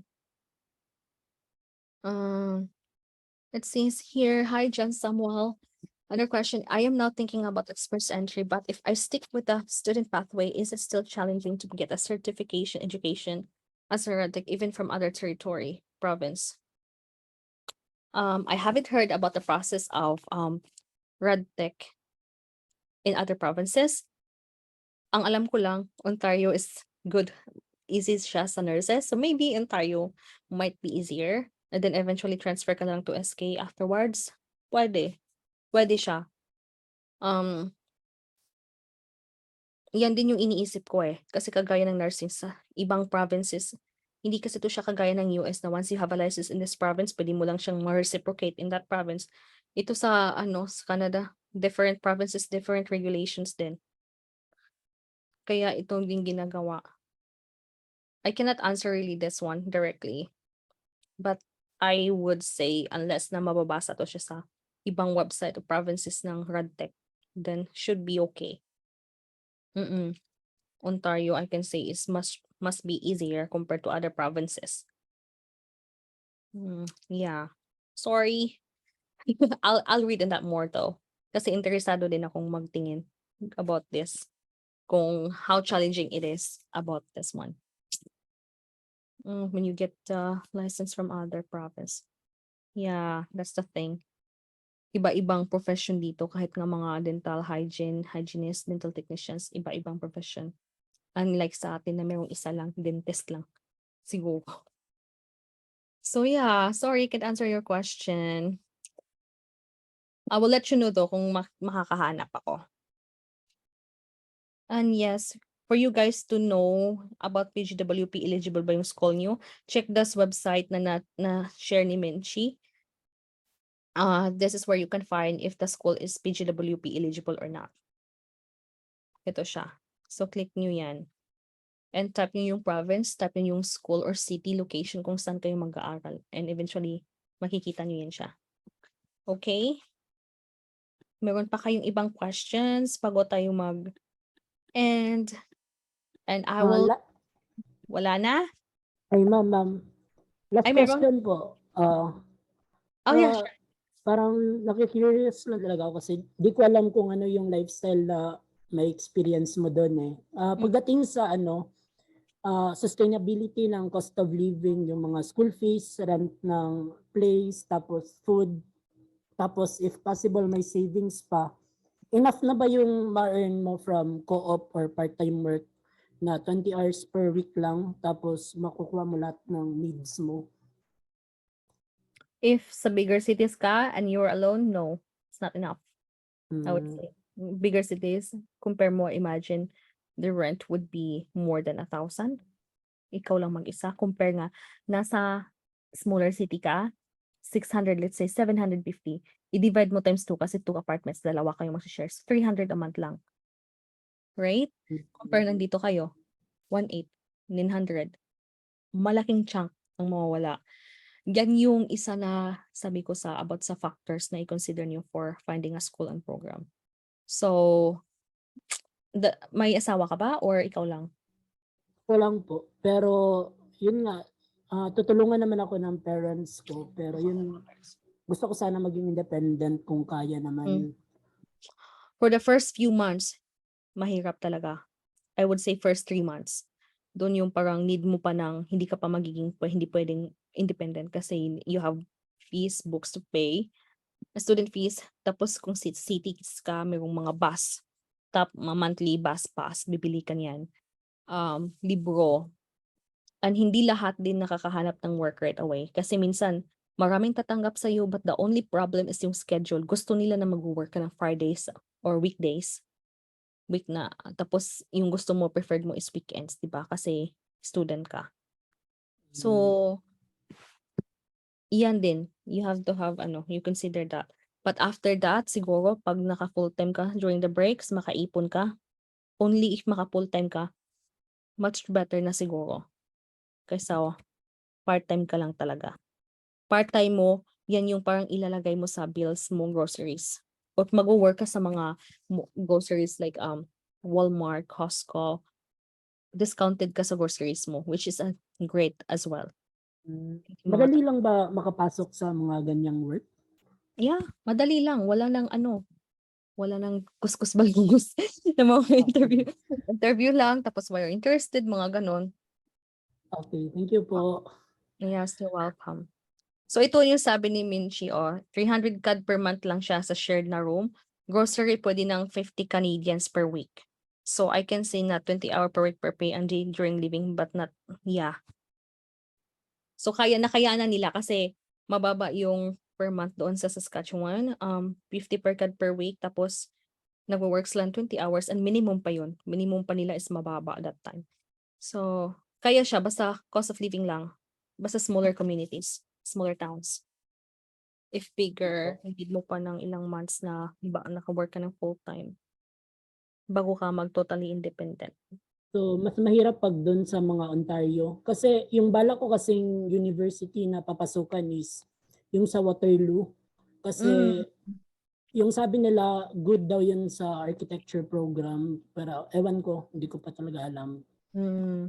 That's the thing, no? Conflict, andun yung gusto mo, pero when it comes to the expenses and the factors, So, this is what we do. You put the advantage, disadvantage, option ng mga schools and programs, list down kung saan yung pinakamatimbang sa'yo. Lahat mga advantages. Then yun yung pipiliin mo. Ganyan. Kasi mahirap na it's not easy to move as well. Kung you decided na, hindi talaga pa sa akin ang Ontario, then I move to Saskatchewan or to Alberta, anywhere. Magastos ang mag-move, you guys. And alam nyo, pagdating nyo dito, magugulat kayo sa 2 luggage lang. Pag alis nyo, pag move nyo, kulang pa yung 10 boxes, moving boxes. Hindi nyo alam bakit marami na kayong mga gamit. Diba? It's very expensive to move. So at least if you move, yung parang pang postgraduate work permit na hindi pa yung mag-switch ng study. Marami kasi ngayong na nag-move sa other provinces dahil private schools nila. And they want to have a PGWP afterwards. That's why they move to other provinces. Which is pina-priority ni school yung meron ng mga approve yung visa. Kaya advantage kung approve na yung visa sa mga private schools and nag-move kayo. Yeah. Hindi po, ma'am. Yan yun siya. And what else, you guys? Thanks for sharing. Okay. You guys still have questions or do you want me to end this call? So, once you decide if we can help you, we will do more sessions like this. We will do sessions like about how to defend your visa application, SOP, LOIs. We do that. Another session, GCK creation, immigration, filling up of immigration forms. We guide you. Meron tayong group. Actually, last night is the first session na meron kaming session how to create GCK, how to yung immigration forms. 'Di ba? So ganyan din siya. You save your parang fees towards your visa application. Or depende yan sa inyo. We assisted yung visa application before, prior to this. Yung mga na-assist namin ng visa, wala kami na-refuse. Wala kami na-refuse na na-assist namin ng visa. Yung sa LOA, merong 4 kasi yung 4 na yun, merong agency sa Pilipinas, ayaw makinig sa ina-advise ko. Iba yung gusto ng agency. Iba din yung, parang ganun, mahirap. Kaya, ano nangyari? Sila. Hi, Ella. Ma'am, clarification lang po. If ever po ba we have sponsors po for our tuition and everything, yung sarili ko pong bank account, kailangan ko po, do I need to show it pa rin po ba? Yes. Or yung bank account statement lang po nung sponsors? Yes, if you have a fund, kahit gaano kaliit yan, show your funds, sariling bank account mo. At least makita nila yung in and outs of your money. Even if it's like 50,000, 60,000, it's fine. Makita mo pa din. Pero po, kasi I think I have a relative po before na nag-apply. Tapos yung ginawa po kasi parang nilagyan ng malaking amount once lang po. Tapos parang hindi siya nag-coordinate sa previous statements kaya na-deny po siya. Parang na-question po. But parang may biglang nag-in na malaking amount, ganyan. So, paano po yan? Kasi po I'm still a student so I'm not earning like big amounts of money. Parang yung allowance lang pinapadala, ganun. So as I mentioned, sasabihin mo, since magka-graduate ka, sabihin mo it's a deed of donation. It's a gift to you for your graduation. So what you do is that gift, regalo yan sa iyo ng parents mo, nag-graduate ka, and you decided to use it as an investment towards further education. O, diba? Sa SOP mo na yan. Ano po yan? Parang letter po yan? Or does it need to be notarized po ba ng lawyer? Ganun? Need ang notarize. Need ang notarize. Okay? Basta anything that has a deed, need ng notarize. And unless if it's just a letter, then you guys can do it. But if deed, mga notarize yan. Notary public. Thank you po. Thanks. Who else, you guys? Because it's going to, wow, 2 hours and 38 minutes na tayo. So if wala na kayong question, you can message me or email me and then I can answer. I'll entertain your question as much as possible. And then if decided na kayo na sa amin kayo magjo-join, hindi kasi din pwede na if you have questions all the time we answer it and then later on we found out na kumuha pa lang kayo ng LOA sa agency ng iba. Diba? It's not fair na yun sa mga clients namin na we give time to them because they were the one assisting them. So much better na makikita namin din na merong na-assist namin kayo and help namin kayo. Okay? So if wala lang tanong, email me, message me, yun lang. And then we will communicate later on. And once sure na kami na kami yung mag-assist ng LOA nyo, we will add you to our private group. And yes, we proofread your SOP and LOIs. I even preferred SOP or LOIs yung sa mga kakilala namin na hindi nagpa-assist sa amin just because naiinis ako kasi yung agency nila alam na may mali. Pinasa-submit pa din. Hindi sinabi yung ano yung tamang gagawin sa SOP. Obvious naman na hindi dapat to isusulat pero pinoproceed pa din. That's the reason why I refused. Diba? So, as much as possible, one approval. Ganun. One take lang, one approval. Yan yung target natin. Okay? So, yun lang yun siya. And I'll see you the next session if mag-join kayo sa amin. That would be great. So, thank you for attending. And I will also upload this video if you want to also watch it again the next time. Upload ko to sa YouTube ng Why Study Consultancy. Meron tayo.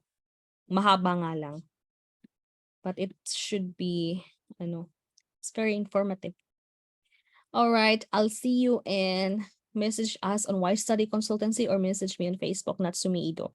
Let me know though, if you add me as a friend, let me know kasi hindi ko na ina-accept kung hindi ko kilala. Kasi mahirap na parang, tapos minsan may nagka-hi, hello, hindi ko alam kung do you need me or something, need help. Let me know right away na ako yung nag-attend ng session, nag-message ng ganito. So, yes, follow our page because I'll keep posting. And thank you, you guys who attended this session. I'll see you soon sa Canada this time. Okay? Thank you, thank you. Thank you, Ma'am Jen. Thank you. I'll see you here. Mm-mm. Stop recording.